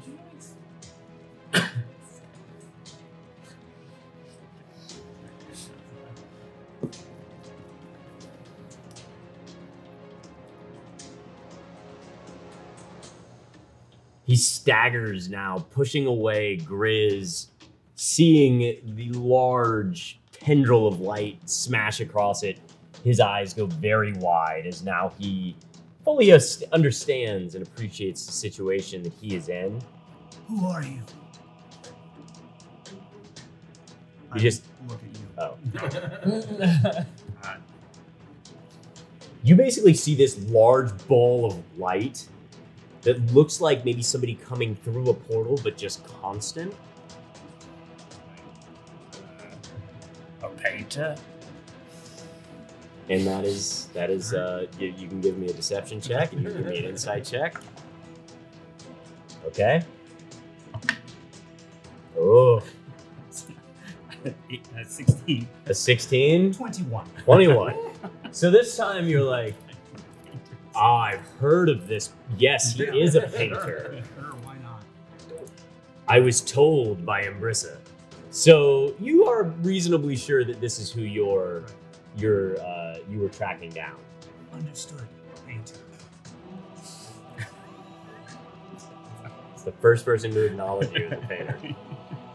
And then I think that just confuses me more. Emphasis on the pain. And then the first hyena launches over, attempting to grapple you. Will push you down. Will tackle you. So I will need an athletics or an acrobatics check. 19. You beat it, and then the other one attempts to attack you. Oh, attack me. Not, Yep. I thought it was going to try to do the same thing. And it will not get close enough by far. Cool. Oh, and this guy attacks Hooks. Is Hooks up on deck?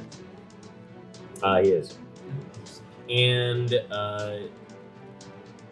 he should not have had advantage on our ladder. But it ends up being a crit. Oof.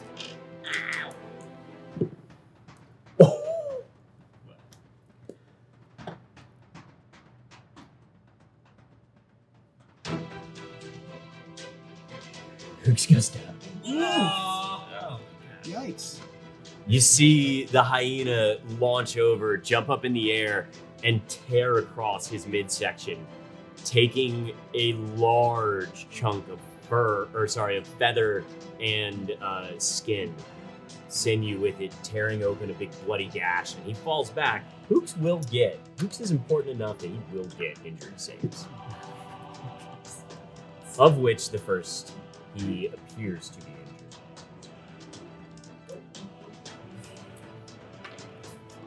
let me forget to do that.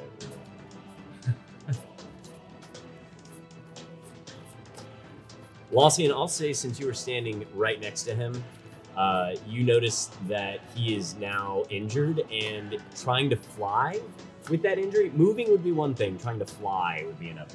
He's still on his feet, but he just staggered back. Woo! Felix! Woo! You're up. I'm going to take a few steps back to kind of remove myself from the melee, which I'm not really engaged in anyway, but still. Backing up and enjoying the distance. So yeah, How about far? 10 feet or so. And I'm firing an Eldritch Blast into the leader. I will say that you can definitely shoot right between them. That will be a 12. A 12? Mm-hmm. A 12 is enough. Woo! Okay, does not so have Bart's that is max damage, so 13 points. 13 points? Mm-hmm.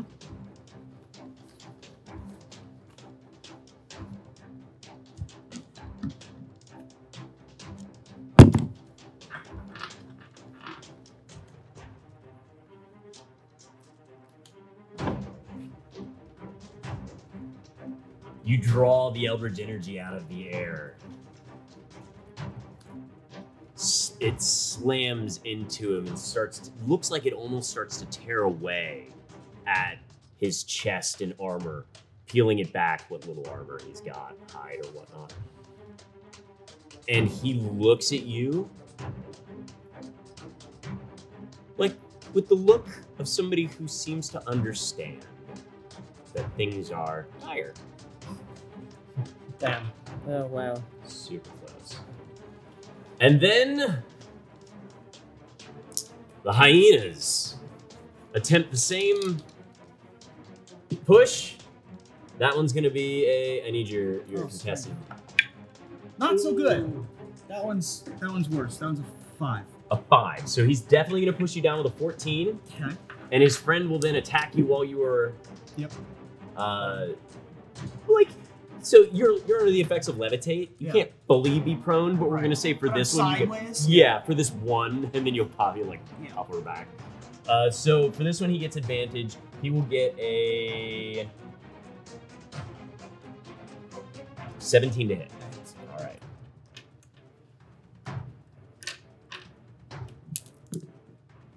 For 14 damage. Okay. Before you have it. Yep. And the one on Hooks will get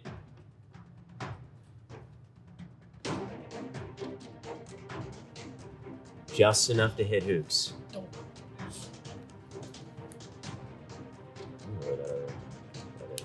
Okay, so Hooks will make an injury save and not do so well. So this time the creature comes back over, tears across Hooks for a second very bloody gouge. And well, that's done. Hooks has made his save. Brand, you're up, and Grizz is on deck. You guys see Hooks stagger. Did I recognize the symbiote when it was up? Recognize it like personally, or recognize that In it general. was? Yeah. Yeah, you recognize it. Do I recognize like where it's from? Do I understand Felix's dragon mark or any of that kind of situation? You have not seen his dragon. Okay, but would I recognize it as that kind of power, or just in? It or doesn't not? have anything to do with the dragon. Got it. Okay. Okay. You would have seen it recede inside him. So I would say you can give me an Arcana check. Sure. Would that take my action? No. Okay. I have a very high roll, 19 on the dice. Okay. So you recognize it as a symbiote. Okay. And that means that Felix is likely a host. Okay. And that is likely an extraplanar being. Great. That's good news. I would. The rest of who I consider to be allies are up. Although Hooks is injured, yes? The giant owl Yes. is injured. The rest, everyone else appears to be okay. They appear to be not dying. They're all within. Okay, this is going to be fun. I will turn as I say what I'm about to say. My form begins to shift and drop, and the lighted form becomes what looks like a bit of a warforged, of a head and a midsection. But I got it. Yeah, go ahead. Yeah. So as you want to shift out, and then I'm assuming you're going to cast out. a spell or something. Yes. Okay. So I'm going to say, I think it's time for all of you to leave. Okay. So what you all see is almost like a supernova of light press out from the large ball. This organic being, just a big nova of light. And then as it starts to recede, and you feel a certain panic when this happens, chilling up your spine. This big nova light happens, and he goes, I think it's time for you all to leave, whatever his voice, whatever octave it drops to or raises to. And then Felix feels the chill of panic, and you hear a screech. Nobody else does, but it causes you to cover your ears, look around almost enough to where it's like blood rushing to your head and your eyes starting to phase out into just all blackness. And then you see an inky blackness just burst forth from you and rush into the tree line away. And then what is the rest that you do with your turn? I will then be casting Entangle on a 20-foot square, encapsulating all of these druids and myself, and leaving the rest of the party out. Okay. I like this technique. So I will cast a grasping weeds and vines that sprout from the ground in a 20-foot square, starting from a point that I choose, and turns the grounds there into difficult terrain. And if you want to do anything with if anyone wants to do anything in there, they have to pass a strength saving throw or be restrained by the entangling plants until the spell ends. A creature in the area when I cast the spell has to save on a strength save. Sure. I believe that counts myself. So I will also make a strength save. So the first two hyenas, congratulations.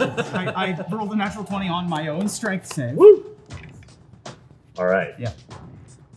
So we have the hyenas and the other person. So the first hyena, it's a strength save, yeah? Yes, save is 12. Okay, so the first one gets a 9. That'll be the one that's behind you. Okay. The second one gets a 14 on the die, so it'll be enough. Yeah. The third one will get an 8. Okay. And the person will get a 8 as well. Nice. So the middle hyena is not restrained. Everyone else is. Right. Then I will use my action to move away. So was Entangle a bonus action? No, Entangle was the action. Okay, so you're going to use your move. Drop as bonus. Bonus action. Move, just move. I'm using the dice as markers for the one side. Okay, so they're restrained. They are. Doesn't mean they don't get an attack. Correct. Okay. It's just a disadvantage. Yeah. And 0 move. Right. So that'll be, one of them will not have disadvantage. That one will end up, the attack will be a 14 to hit. Nope. And the other one will miss. And the one with hooks is not close enough. And then the human is going to reach out and try and grab you. Okay. Is this opposed? It is. 21. All right. As he reaches out, trying to get away from Bray. I'm throwing rocks tonight. And you're there. He just tries to grab onto you, and you're able to like bat him off. You should have changed into your. Oh yeah, I switch into my Warforged form. And that leaves in front of you what you see is essentially the shoulders, a little bit of the chest piece, and what looks like the skull, of a Warforged, only it all appears to be very dark, dirty, almost melted, especially down around here, and then everything else looks like live wood. Whoa. Also a bit burnt. Painter? Host? I was on deck. Yeah, you're on deck. Sidekick? I think we should go. That's your... We should go. And then I will continue my movement away. Okay, where are you going? So, yeah, you can go basically like anywhere you need to go. 5, 10... I'll just start, like, there is fine. Okay. I'm gonna ignore him. I'm gonna look at the that guy and I said, "Well, if you would have just left us alone." Okay. And I'm gonna hey, and then I'm gonna look over my shoulder. Is the advantage because We're he's trying It is. Well, I got an 8. Well, let's see if I crit. Crit fish. No, I got an 18 plus That hits. 5, Okay. and then plus 5, so that's an 8 with the punchy. So you bring down Mr. Punchy. And kill him. But before I do that, I kind of look over at Lucian because I think everybody missed that. You want to punch, check but- with Lucian? No, I said, "Well, if you would have just left us alone." Ha! And then Mr. Punchy comes down, caves its skull in, and on the follow through, you just look at Lucian and you go, "Really? Nothing?" Yeah, exactly that. Was that a joke? Lucian, it's your turn. Unless you want to continue on, you have Is there you still still have your bonus action. Yeah, the other ones are up. The one in the center there does not have any type of is not restrained, but the one in front of Hoops is restrained, and the other one is as well, just not the one between. Yeah. You would have this double movement to go into them because of the entangle. Yeah. There's no way I can get between that one and Hoots. You could go push it. Okay. Yeah, I want to Or do something so it's you could like attack it. not getting up in Hoots' business anymore. I Move guess. and bite. You could drag Hoops away. Yeah, I'll do that. Okay. So that'll be a little bit of movement, and we'll say you can get him at least far enough away. And since you moved him on with under your fruition, not his, it's not an off attack. So that's that. This guy's Deadzo.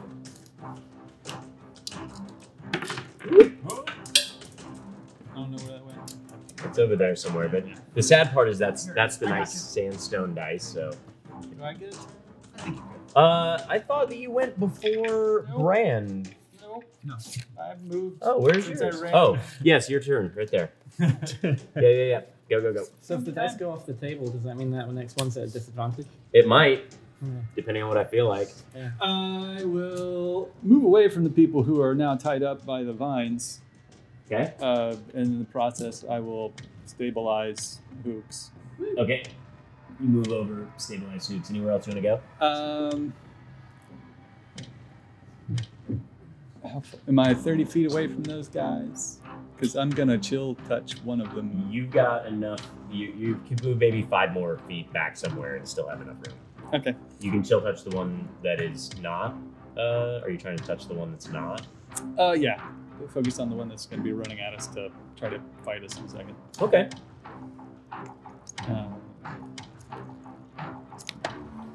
Be 22 to hit for 8 whole points with no healing for that person. All right. And I will draw my sword. How do temporary hit points work in that manner? He just takes away the temporary hit points first. Yeah, you can't heal temporary hit points either. No, I'm just like the chill touch is no healing. Like temp hit points are considered Not healing, are healing. they? Okay, that makes So sense. if you cast something that gives you 10 hit points. How many did you say that was? Yeah. 8. It's a good counter to 10 hit points. Okay. But 10 hit points when you cast it Alternative. Yeah. don't add. They just you get whatever that. It's Yeah. a bubble. Right. Okay. Eligible. Buble. The spectral hand reaches out, grasping around, and then you get to go again. Yeah. Get to go again. Rand's on deck. Great. I look over at Grizz. Going after that guy? Who are you pointing at? The one that's free that I just chill touched. Oh, Yeah. I'll move back behind Grizz. I'll chill touch and move back behind Grizz just to get out of the way so Grizz has a clear shot. Grizz has also dropped his rage because he did not attack that round. Or no, he did attack. Yeah, you did attack. You didn't drop your rage. Very good. For a natural 20. Oh, wow. All right. For 8 plus 8, so 16 points damage.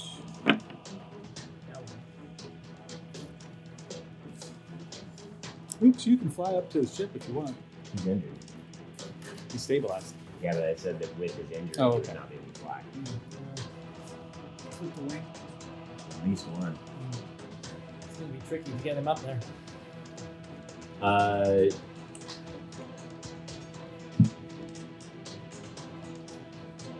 So your second hand comes across and like snatches onto it, and then you see Brand make another move. Felix, you're on deck. Are you feeling okay? How are you? Are you all feeling fine? They're hurt. Which one? Who All of hurts the them. most? They're all almost dead. Oh, well, I will boop Grizz on the nose and say, the green well protects its own. And I will cast Cure Wounds. Really interesting way that I did not see that coming. So I feel like you're Rick Moranis. Yeah. So you're gonna have to move to Grizz. It's going to be... He needs to move up there. Yeah, I will move up to Grizz. And I will heal for a D8 plus... So, 12. 12 hit points. I rolled an 8 on my D8 plus 4. Plus, Which is my attack. it's not your spell. Oh, my spell casting ability. It's 2. Sorry, plus 2. So you so get 10 hit points. 10. I apologize. And then I will move in front of Hooks. In front of, meaning between the enemies and anything that? would come on. Yes. Okay. And then you're looking at Entangle being, is that concentration? Concentration, yeah. So this Okay. is my second round of concentration on it. All right. You all really should get out of here. Felix, Can't because we've got to go past them to get out of here. there's an airship. Oh, they're going this way? There's a road There's an airship leading out up, here. and the airship's I didn't like realize it was 300 feet this up. way. Okay. Well, you should go around then. Go around the... Yeah. If we just kill them, we don't have to. We need to fix our ship. We need this stuff around here to fix our ship. I'm gonna kind of say that as I casually kind of take like 5-foot step to the side, unless I've got a clean shot. I think I've got a clean shot. No, That was Being not shot. that you moved. I was like, Yeah, I'm on the other okay, side. then I've yeah, got a- you've got a clean shot. Yeah, Which one are you shooting? The one that has mobility. Okay, Yeah. go ahead. Oh, never mind. Missed. That's a fumble. I will just say, because you are all in a certain area here, it doesn't, like, you just basically pull out that energy, and then you make a very nice long divot in front of, drawing a line in the forest. Is it? Yeah, sure. I had something in my eye. It's fine. It's fine. They're easier to hit now that they're stuck in the weeds, though. Yeah, that one's not stuck. Where's your up? Well, Way harder to hit when you think. that's fair. Yeah. I'm going to, let's see. So there's one entangled and one mobile, right? There's 2 entangled and 1 mobile. Okay, I will charge the one that is mobile. Okay, you will have harder getting there? Yeah, you can get there. It's just gonna be like, now that you're in that, it's difficult terrain. Okay. So then recklessly attacking Mr. Punchy.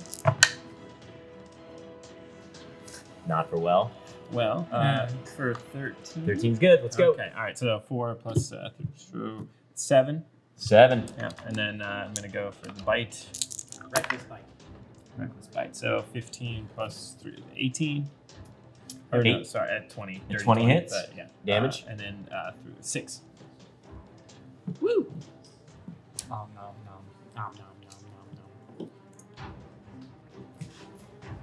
All right, so you reach over there, Mr. Punchy him in the muzzle, and then bite down, tearing a part of his ear off, spitting it out on the side, and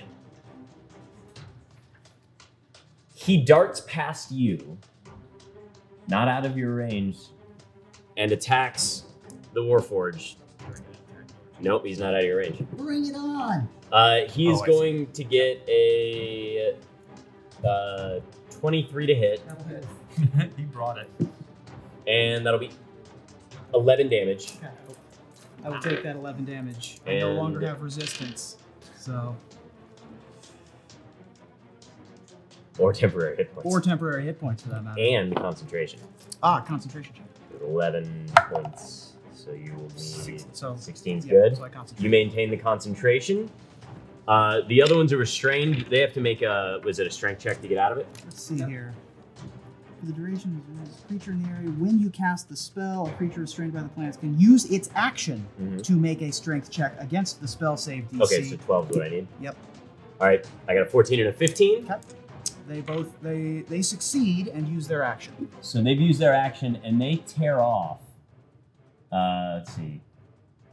And double movement in there. Yeah, they tear off. They've got a lot of movement, but 20 feet of difficult terrain, remember. Yep. Okay. They're going to both be able to get. This one's going to be able to make it probably out of the terrain, but this one is, and this one's probably right to the edge of that. So they're able to make it to the edge. Works for me. As they start to peel off and disappear, the last one looks over to see that his compatriots got loose and seems to stutter and hesitate as he starts to turn into it.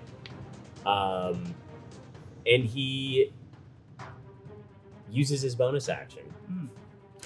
Since we're all in like this free form of their move. And he turns, actually that one was probably a goblin. Is the goblin dead somewhere? Yeah, there's a couple of them. Drop that guy down there. He turns into a goblin and starts to turn and make his way out.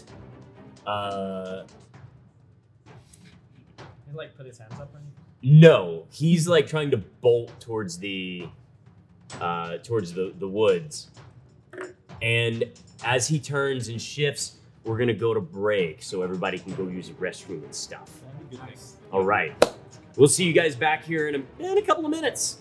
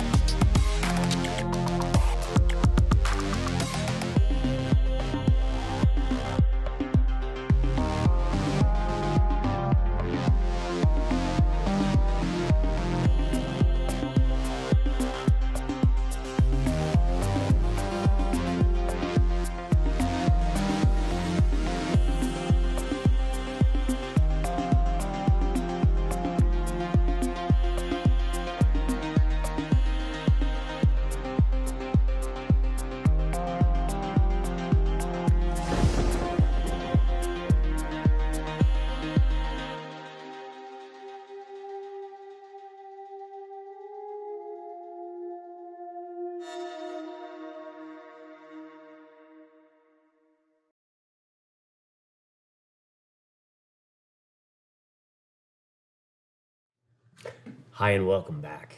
We're gonna hop right back into it because we've got to get moving. As the skirmish in the Eldine Reaches rages on, you put to rest, send to greener pastures, or maybe ashbound pastures, the leader of this group, the two shape-shifted hyenas, I suppose I should say wild-shaped hyenas, start to dart off through the entanglement and brush that you had created, and the other one that was in front of you wild shapes back into its goblin form and begins to try and flee. As Hoops has been stabilized, all manner of ridiculousness has been going on. Let's see who gets to go first. Little goblin with Laucian on deck. So, the other two hyenas dart into the tree line, dipping out of sight. And the little goblin takes 2 steps and steps out of your range. Sure, I'll take a whack at it with my quarterstaff. 14. A 14 is enough to hit it. 7. 7 points. You stagger it. It stumbles forward a little bit, starting to fall out of the range of Grizz. Would you like to? You flail about with Mr. Punchy. And that, well, I'm still raging, right? Yeah, you're still raging, and you're clearly reckless if you're just flailing about. So that'd be a 21. A 21? Yep. So you spin, flailing Mr. Punchy around, catching the goblin who has been staggered right in the jaw. How much damage? 8. 8? And as you do, you hear a sickening crunch and crack as the bowling pin, what do we call it? Like a belay pin. As the belaying pin inside Mr. Punchy's, the wood snaps along with his cervical, or his spinal column. Cranial? Yeah, I was going with the clavicle. Thank you. As the clavicle and the spinal column also crunches and snaps. Gross. For as much as you know about anatomy, you do think it was the cervix that just got crunched. And the creature just goes out. The other two have darted into the woods, and the forest seems to be, at least at the moment, calm, except for the occasional cacophony and then responses of ravens down the line.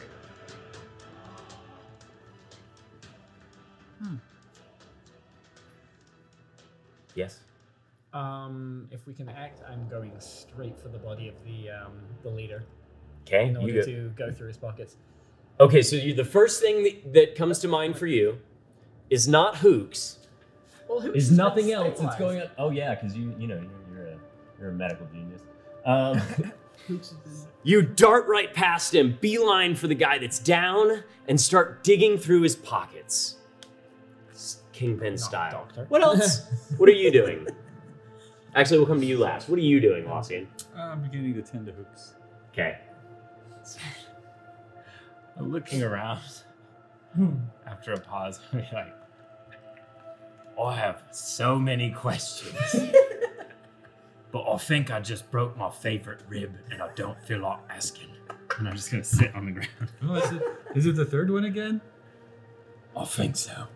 So Grizz, you turn around and you do that, you sit down, and it's just like you can feel the warmth of the blood and just sitting, or the carnage that's around you while the snow drifts in across the forest floor. Prestidigitation on Mr. Punchy. Clean. You clean him. It doesn't fix the belaying pin inside. That's what mending is for. Should come later. I will make my way directly over to where Grizz is. And just sort of... And you stand over him. And I will look at him inquisitively, inquisitively. And just sort of... You feeling okay? Who is this guy? Are you asking me? Yeah, just everybody. Like, I'm not even looking that's at what you. I say. I'm sort of like, Are you asking me? yeah. I don't know. Astute, yes. Hi, I'm Glossian. Hi. Actually, a Warforged at least. How are you? My name is Bran. It's a brand. And I go back to working on hoops. Felix, you recognize this as being just the top portion. You've never actually seen a Warforged composed in this way. Would it be feasible? So, to my limited understanding of how Warforged is put together, Warforged often have, what was the name of it? Lifewood? It's live wood. Live wood. Sometimes they can be composed of like dark wood. Some of the lighter models could be maybe sorewood. Okay. But live wood is the most common. Okay. And to my knowledge, is it strips of live wood that act kind of like the ligaments? It's in like it's like roots.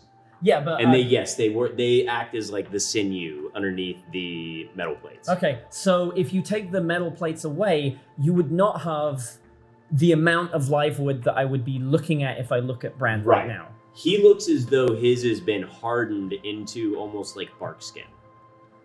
Okay, and so like a lot more fleshed out, as it were. Yeah, like he literally has tree trunks for legs.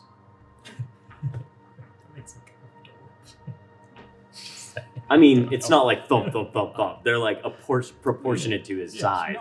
It's Rick Moranis that actually goes to leg day. He's Groot with a big helmet. I hope this is not seen as He's helmet group. indelicate while I'm shuffling, like looting through this guy's pockets. I hope this isn't seen as indelicate, but you seem a very unusual model of Warforged. That's a very astute observation. I am.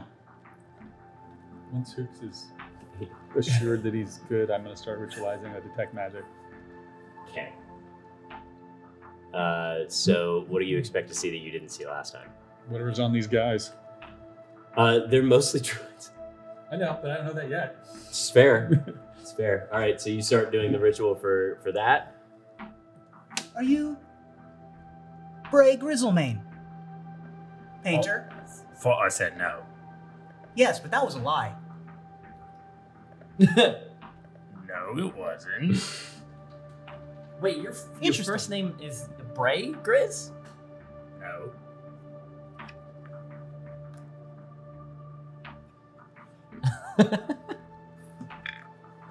I have been sent for a specific purpose. The purpose being you.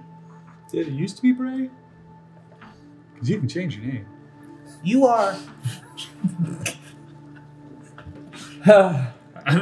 You almost like steam is like starting to like fizzle out of my ears. I'm like so uncomfortable and frazzled right now. I can't even word. Yeah, well, and there's still like an estuary of warm blood around you, so there's like still steam coming. I mean, it's like anime style where it's like, you know, you just randomly kill stuff and like steam just rises no matter where like you are. But this is actually cold enough, and the blood is still the appropriate temperature.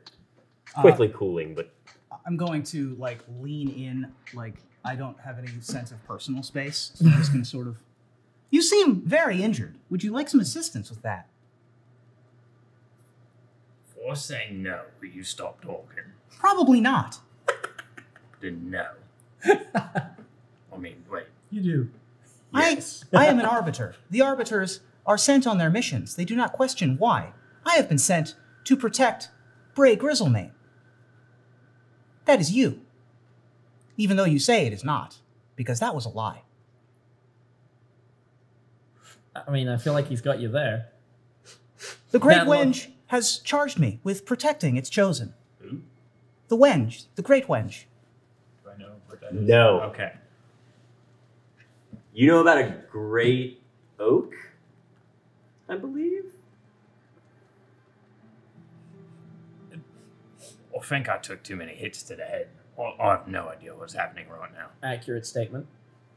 I have traveled many of these lands, far and wide, but I have come directly from the Shadow Marshes. For you. Do I know the Shadow March? Yes, you know where that is. It's in the southwestern portion of Corvair. Okay. Do I have any like memory ties there or anything? Not really. Okay. No, you know, it's like a nasty swamp place where like a lot of the half orcs and where like the houses tangled to that might be. And it's on the end of Droam, so you have Braylon, Droam, then the Shadow Marshes. Are you sure you don't want my help? I don't think you have a choice. He said I don't yes. have a choice. Yeah, No. so I'm just... you mean aid like right now? Like, Right. Well, You seem to have many cuts and scrapes upon your person. And a broken rib. And a broken rib, which you mentioned was your favorite, I believe. Yeah. Can you do something about that? I can certainly try. And I will... would I have to make like a medicine check to know if I can heal his rib with like a cure wounds? Or is this something that would take longer? he actually has to heal off. So Okay. you That's a you 7 on that one. yeah, you have 7. So the way the injury saves work is once you get an injury, because your usual roll is a 10. Yeah. Whatever you roll, if you fail it, Okay. you take a 10 and you subtract your roll from it, and that gives you how many days of healing you need. So he actually needs 7 days of full rest. Sure. I will... Regeneration or heal. I don't got much for that. I can make it feel better. A little bit. I can't heal it entirely. It looks like it might take a couple of days, up to a week or more. Grizz, At did you least. bite your lip? Or if he does what he normally does, which is not rest. Oh, He- you should definitely rest. He hurts himself quite a bit. And drink plenty of water. And he doesn't like water. Just like starting to twitch. Like I'm just not sure how to handle anything right now. Okay. So while you're down looting through this body, you've made a couple of, you're down, go back through it. You're pulling out and tossing kind of aside all of the things that you think might have some value. You see a silver dagger with 2 very deliberate notches in it. Cool. You see a bronze candlestick inscribed with the word scry.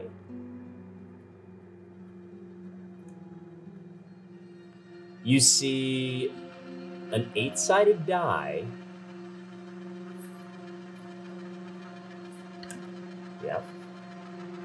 You see a puzzle box, which doesn't seem to have all its pieces. I hate it when that happens. And a leather pouch with an assortment of stones in it.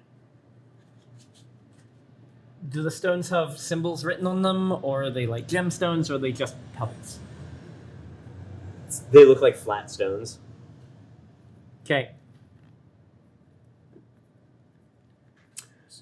And no money. Probably thinks the stones are money. Savages. The druids, particularly the Ashbound out here, have no need for metal currency. This is not surprising. No, that's magic. Thank you, Lord. If you wouldn't just jump in, sometimes you let him take a look first. Don't have to waste time on it. Maybe, But you look like you had fun, so good for you. you know what? Maybe I'll find a use for this silly little thing. No one ever uses these things, but I will find a use for it. This time. Interesting.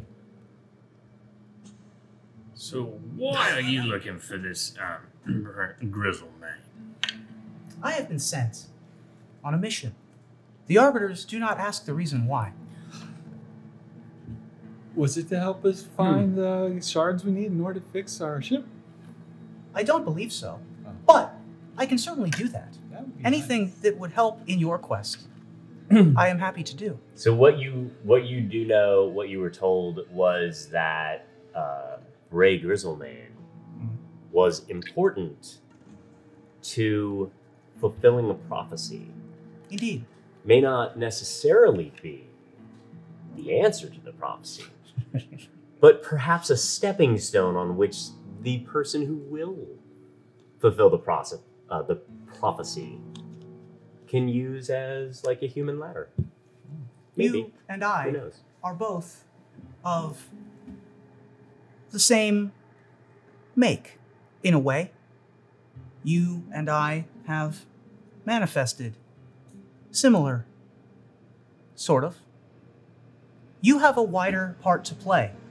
As a gatekeeper, I am here to help and to protect from otherworldly beings, which I believe explains what happened with you as well. And there is a almost like perfectly timed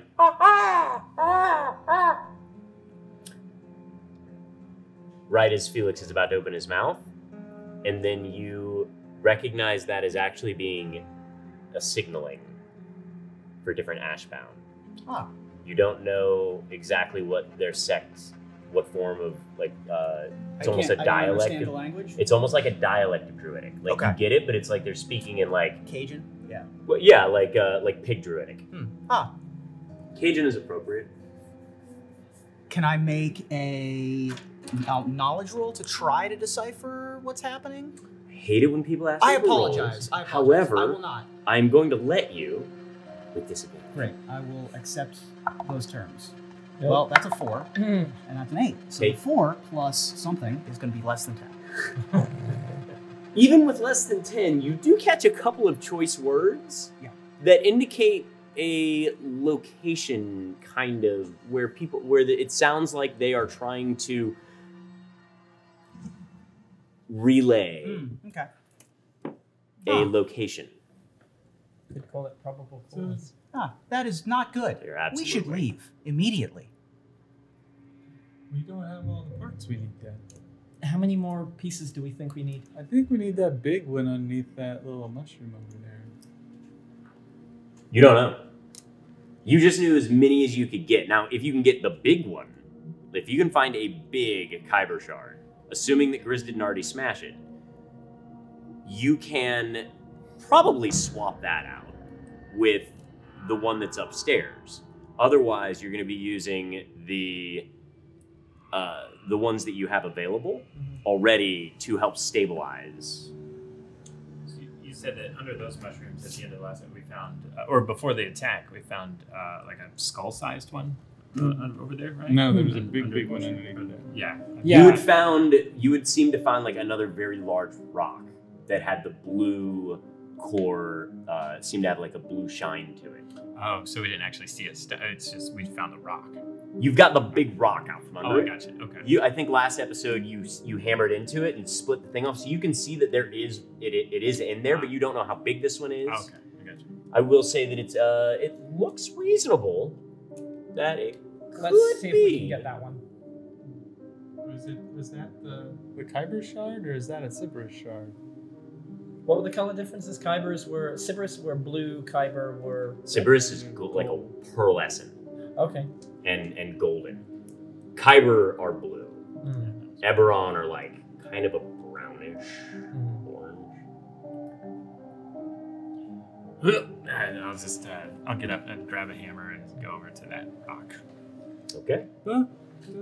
Don't. Maybe you could tell him what to do about getting the rocks out without smashing the rock. Certainly. You can... You gotta know things about nature and stuff. I know a little, but... The sidekick is correct. Where's the sidekick you keep talking about? All right, let's see what we can do about this. Let's see about this rock real quick. It's good. There should be some sense of urgency here. Mm-hmm. As you chop, make your way over to the rock underneath. And I will maintain vigilant watch, keeping an eye on the tree line. Okay. Okay. So before it was nature determined where to do it, So it is dex to place the python, and strength to smash it. athletics, but Athletics, yeah. okay. So basically, after the first, there's a first hit of athletics just to open the rock to see if you're able to get anything out of it.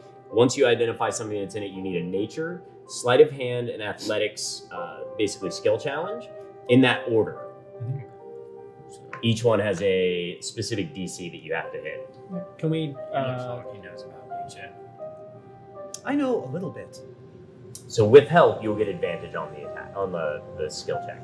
Okay. You've already broken this one open. So the question is, you're looking through the thing, so you can give me the nature check. At Right? 'Cause we're all- Yeah, you guys are all chatting about it. Nice. 21. Okay, so you're able to point out exactly where the best places to hit this rock are in order to free the shard.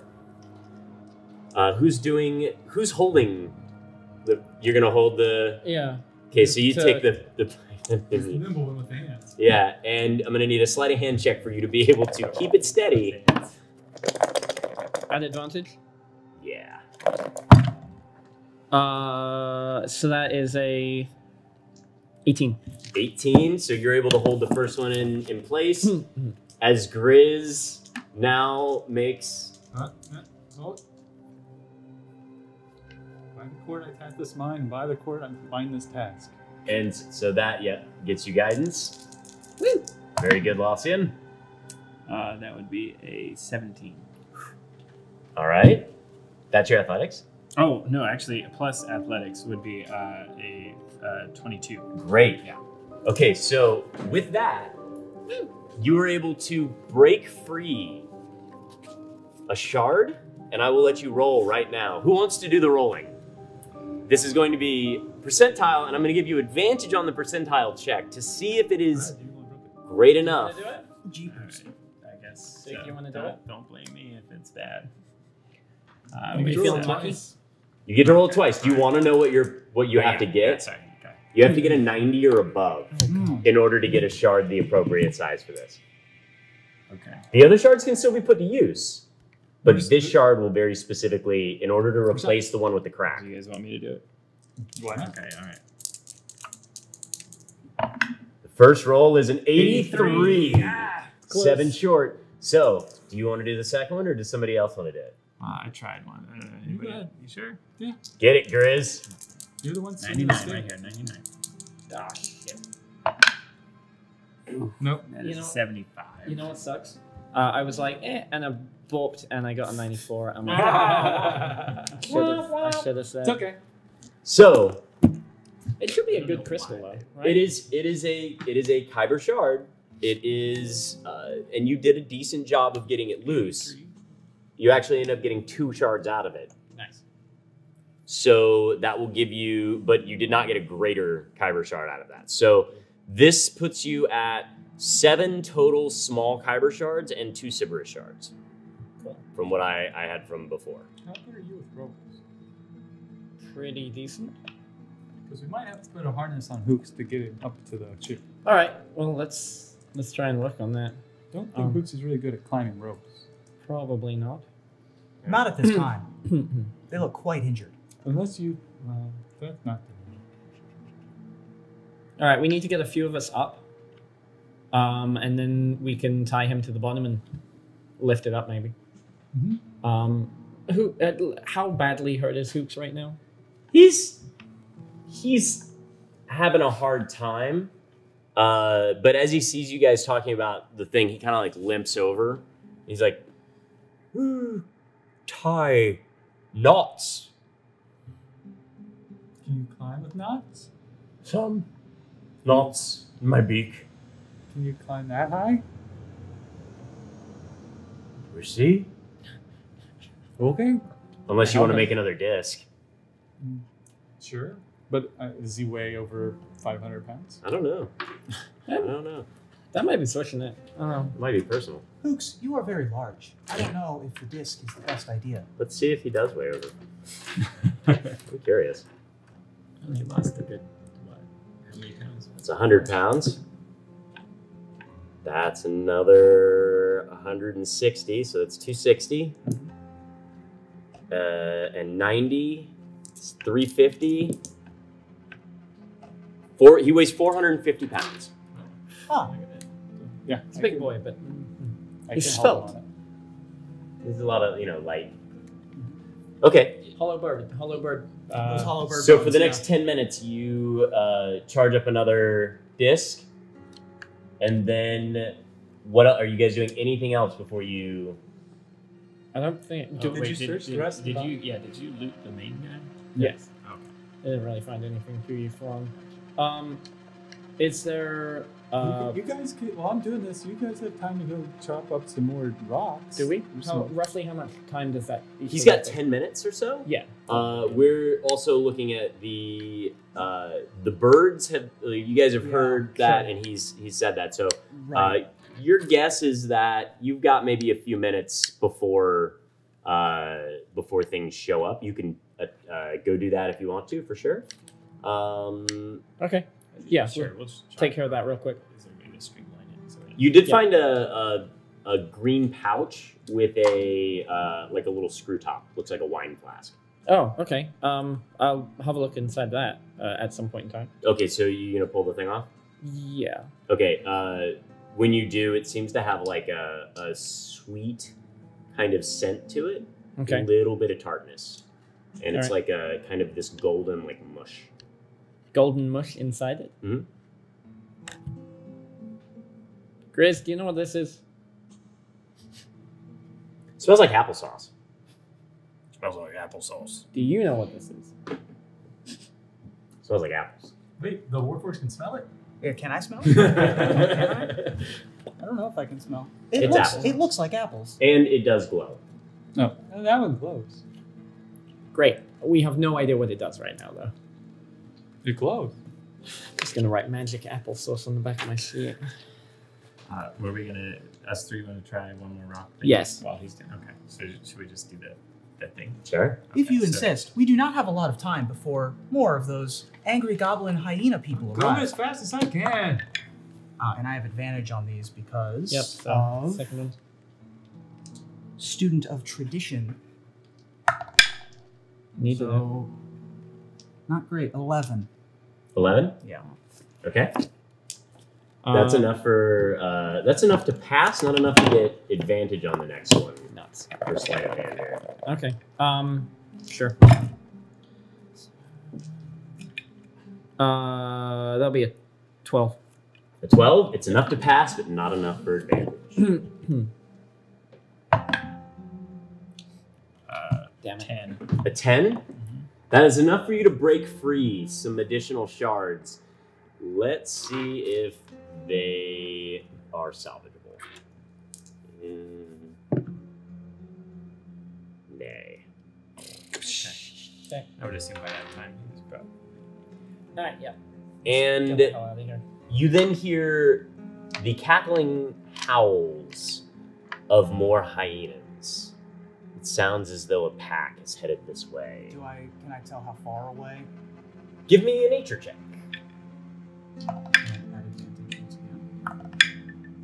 11 plus 2. 13. 13. 13. They sound less than a mile away, so you have minutes. I recommend we stop looking for rocks. Start climbing. Let's go. Yep, let's get Hooks up here and start climbing. Okay, so as you start to make your way up, a little ways after that, you start to see like as you're climbing up, maybe about halfway, you start to, and you made the little knots on the way up, so that Hooks can then follow after. Hooks is on the... Oh, that's right, you have him on that. Also, all of the rope is knotted anyway, previously. Yeah. So you guys are able to start to make your way up. When you get about halfway, you see a pack of hyenas make their way into the clearing and start to sniff around and see the thing. You start to pull the rope up as they look up, and then all shapeshift back into an amalgamation of humans, orcs, goblins, and other humanoids. I would have gone up last if I had time. And if I didn't have time, I would stay on the ground. You would probably have been able to go last. You could probably, We get about half, like the last person is about halfway up, right? Yeah. By about that time. Okay, great. So you make your way back up and over the deck. You see them standing down there pacing, seeming to have almost holding like a town hall meeting, trying to decide what they're going to do about this. Where's Gold He was passed out. Napping. Yeah. to? So you guys know that you have a very finite amount of time before they maybe just shape-shift and come up. Yeah, okay. Great. Like they wild shape into something else, and harry you up there, and or so you've got some shards. I would say that first thing you do is beeline toward the engine room.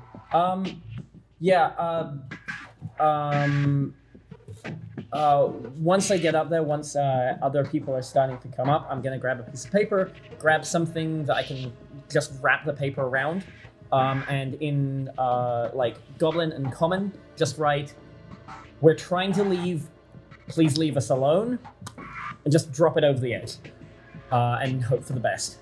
Okay.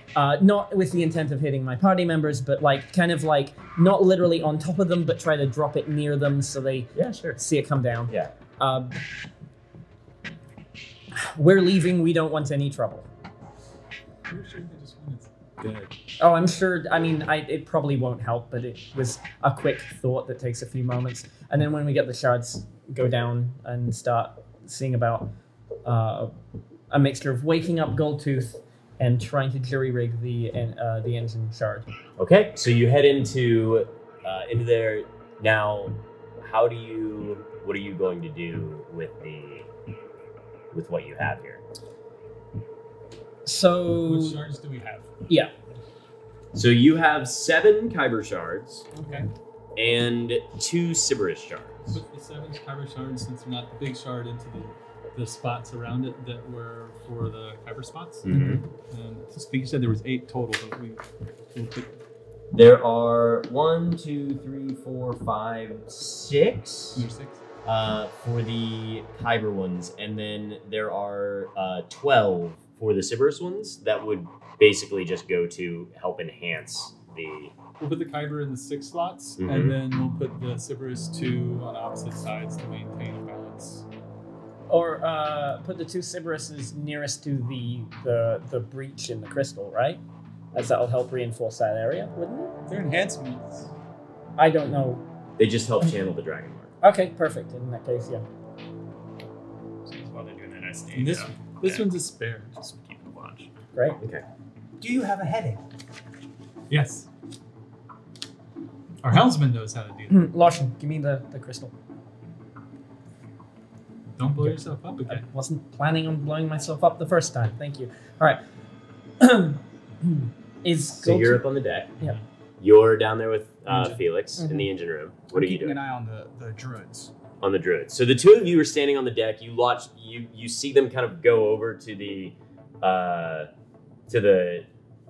sheet of paper that was dropped, unravel it, look at it, walk over to the bonfire, staring at you, burning it.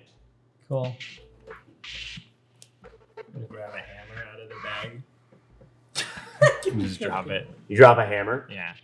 Okay. Why didn't the hammer just go by the porthole? And then I'm just gonna grab the bag and just all the hammers and stuff. So you just dumped out your shovels and the hammers and the Yeah. pickaxes and stuff like that? Okay. Now they hate you for littering. How far from the ship is the top of the nearest tree and then the ground? So you've got 300 feet between Oh, that's a you and then there's like the branches are holding up the bottom of the ship at the moment. It's not floating.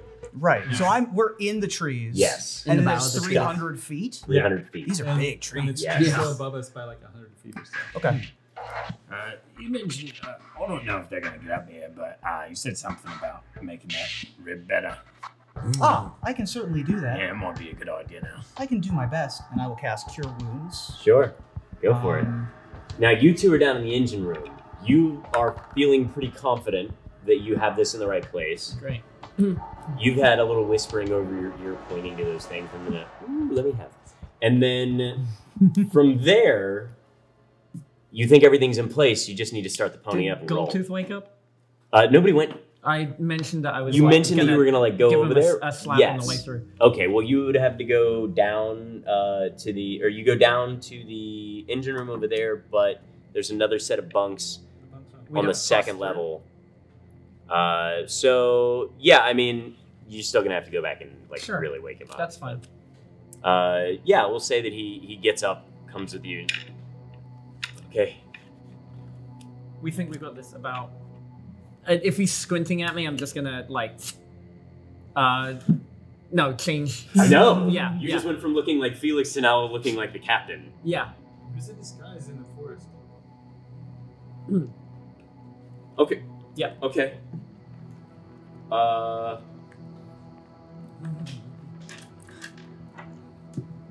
Want me to make a Yeah. Okay. deception check? Yeah. Okay. What are we doing? What happened? The kyber crystal has been patched. We need to fly out of here now.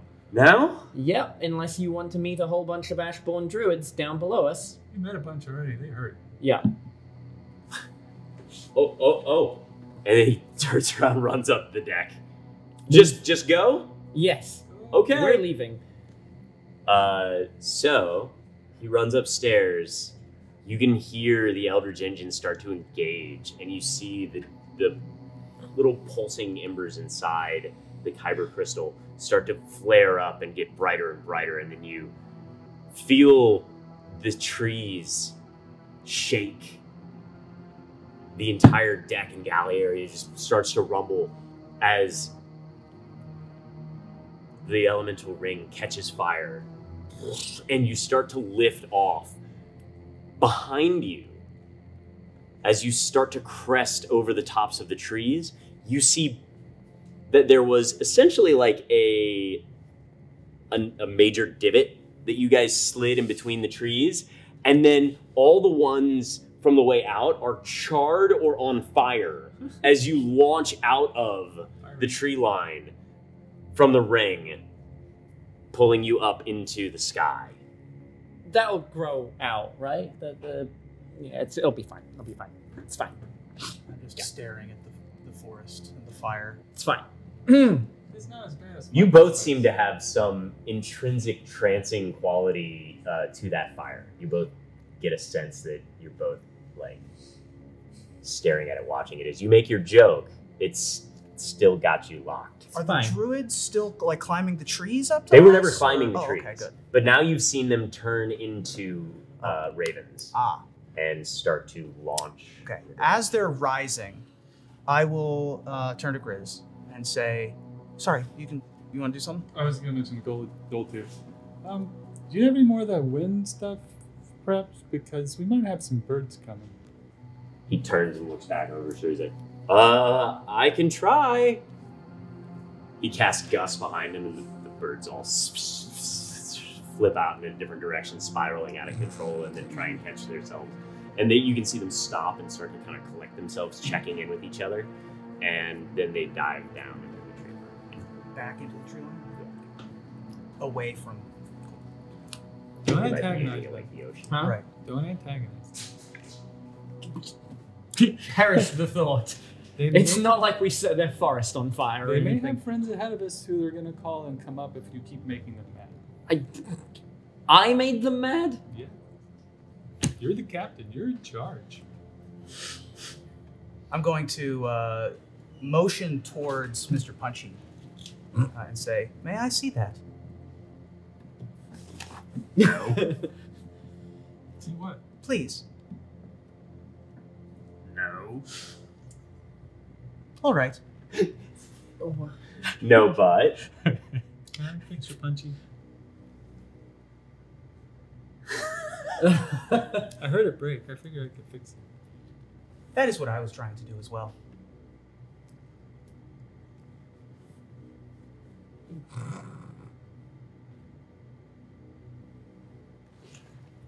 Mage hand. Mending. It'd be a minute. Just like relacing itself. Painter. Hmm? That is what you prefer to be called. Fuzz Think Knuckles, about actually. it till now, but What that's was cool. that? Cool. Fuzz Knuckles. Fuzz Knuckles. No, No. it's not. No. I don't think he likes that one. He loves it secretly. Honestly, No, it's no, fine. no, no. Captain's not really good at conveying names. Oh, is that the code? Did you just give him the same code name as your No. the library card? Yeah. Your pirate name is Fuzzna. Ray. Grizzlemane. I have been charged as an arbiter. Who's he talking to? Oh no, He's talking about psychic, too. To protect those chosen. I'm just sort of ignoring all of the histrionics at this point. My order is preparing for the next to come. Atrocities, wars, great undoings. You have a part to play, of one kind or another. Whatever it is, I don't know, and it's not my business, but I am sent to have protected you here, and I am sent to protect you now. The Ashbound will not stop coming after you by floating away. I wish you good luck. Goodbye. And I will step up onto the edge of the ship. How the trees are like relatively close down there? There are some like 1,000-foot trees. Yeah. You guys are making your way up. Okay. I want to Envision the airship, weaving through some of the larger ones. is a tree jumpable from the edge? Sure. Okay, I want to jump to a tree. You could also just like leap of fate. Right. Drop. I don't have my wild shapes back because we didn't short rest. So So you walk up to the edge and you just step off. step off and sort of stopping my fall as best I can, grabbing on branches. It doesn't or whatever. matter if you grab on or not. That was the cool exit. We're just gonna let you dip into the disappear into the mist. There's a flurry of snow just wishing through, and you just fall and are covered by that. They never see you get close to that. I didn't know you made people commit suicide. That guy has some style. I was so worried that he was just gonna hang around.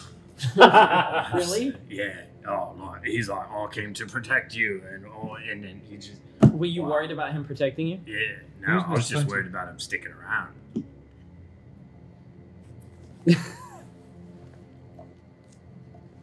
So what's this about destiny? I have no idea. And let's say with that, you sort of maybe just have that awkward, quiet car ride towards the border, pulling out of the Elding Reaches. You are unharried for the rest of the trip, and you make your way over the Undere border. You can see off in the distance there are what look like giant hawks with riders moving back and forth around the area, but your villa seems to be right on the border, and you are able to take and land the airship as you take in the sight of the somewhat quaint villa and the wine, or the long stretches of winery that is, the vineyard that is out laying kind of the lawn, if you will, of it. Oh, it has a vineyard.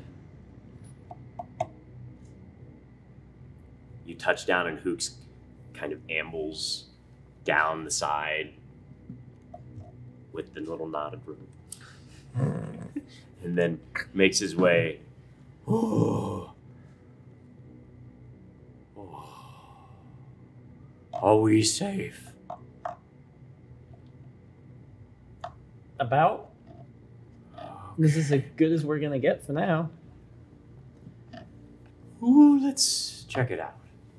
He ambles inside. The rest of you stand out at the base of the screams ship. when he goes in, I'll walk in. Okay. I was already enthusiastic to see the villa, so I would be heading in anyway. All right, so we will end this episode and this season on Hooks going in, Wassian leaning close, not hearing a scream, shrugging, and walking in. And saying, we need to get back. I've got to work. And then Grizz and Felix look at each other, shrug, and then walk. Grizz goes in, Felix follows him. And that's where we're going to end for the episode. And guys, thank you for coming to join us. I believe that because of traveling, us going to GaryCon and then some ECC and some other things like that, we are going to probably be on hiatus for March. And we will let you know very soon what happens when the next episode is going to be. And in the meantime, we're going to try and get some work done on getting the podcast caught up and getting all of the other things up into YouTube. Thank you to our sponsors, Dungeons & Dragons, Level Up Dice, World Anvil, Rook and the Raven, Idle Champions, Wormwood. I mean, you guys are just, the fact that you care enough to sponsor people being able to share this game and to really invest in the community like that, we appreciate it. And we want to say thank you for taking care of us all season. And we look forward to hopefully next season. Thank you to Cognitive Merchant for these awesome dice rollers that you guys now have. Beautiful. Yeah. They're gorgeous. Thanks to Black Magic. Thanks to Sirenscape. Black Magic, Sirenscape, and to our special guest, Ruben Bresler. Hey, I had a great time. Thanks for having me. Thank you for coming and portraying the Rick Moranis of Warforged. Yeah, it was I thought it was incredible. I had a fun time with that character. I think that Brand is, intentionally weird, and I'm glad that I got to portray that. That was a ton of fun. Maybe next time you can come back and we can actually dip into the backstory a little bit. Yeah, a little felt bit like more. there wasn't, we didn't Sure. get a whole lot of into that. I mean, but there's a lot of distrust, so there's not going to be a lot of heart-to-heart kind of conversation. yeah, it did not seem that the wariness of Bray Grizzlemane was the guard came down at all. There's not a lot of friends out in the wilderness. Sure. So. Yeah. But maybe after his ribs feel better. Well, maybe. We'll see. Probably not. Maybe I'll show up later. Yeah, maybe. I mean, that's Grizz's I hope joke, so. Yeah. right? Gotta learn to I let don't people care. in again. That was awesome. But yeah, Grizz is going to be so annoyed but fascinated with the Sure. character. Totally get Oh it. my god. Well, if you haven't checked it out yet, our Patreon, so the patreon.com/MazeArcana, you can see some of their journal entries from whenever they take rest, whether that's in the episode or at the end of the episode. So, hopefully we'll get a nice end of the season conclusion or break in the season conclusion thing of like what the villa or arriving in the villa is like as they decompress a little bit from their experiences today. And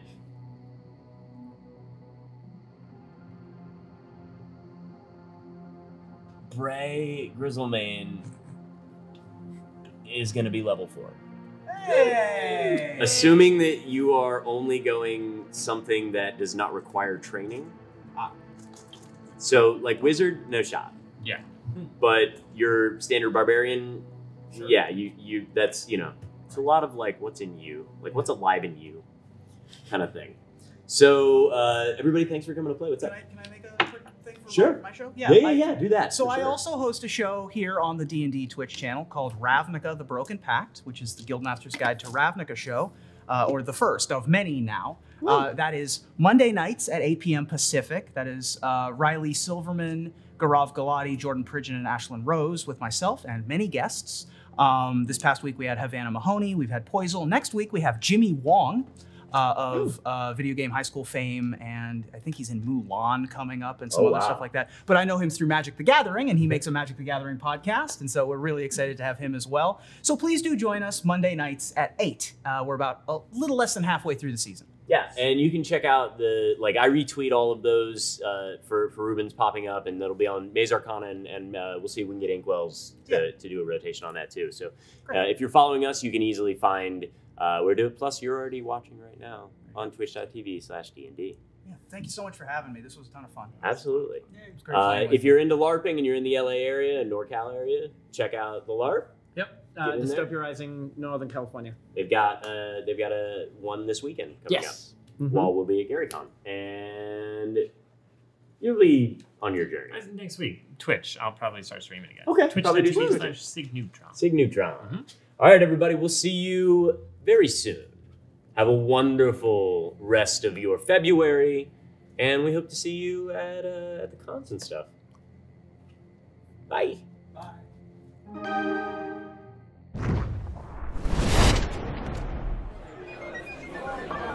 I've seen your type in here before. You want to be a legend. Well, let me tell you, legend, there are better ways to be remembered. If you're that keen on dying in the darkness, that's your decision. But if you happen to make it back, you'll always have a table here in the yawning portal.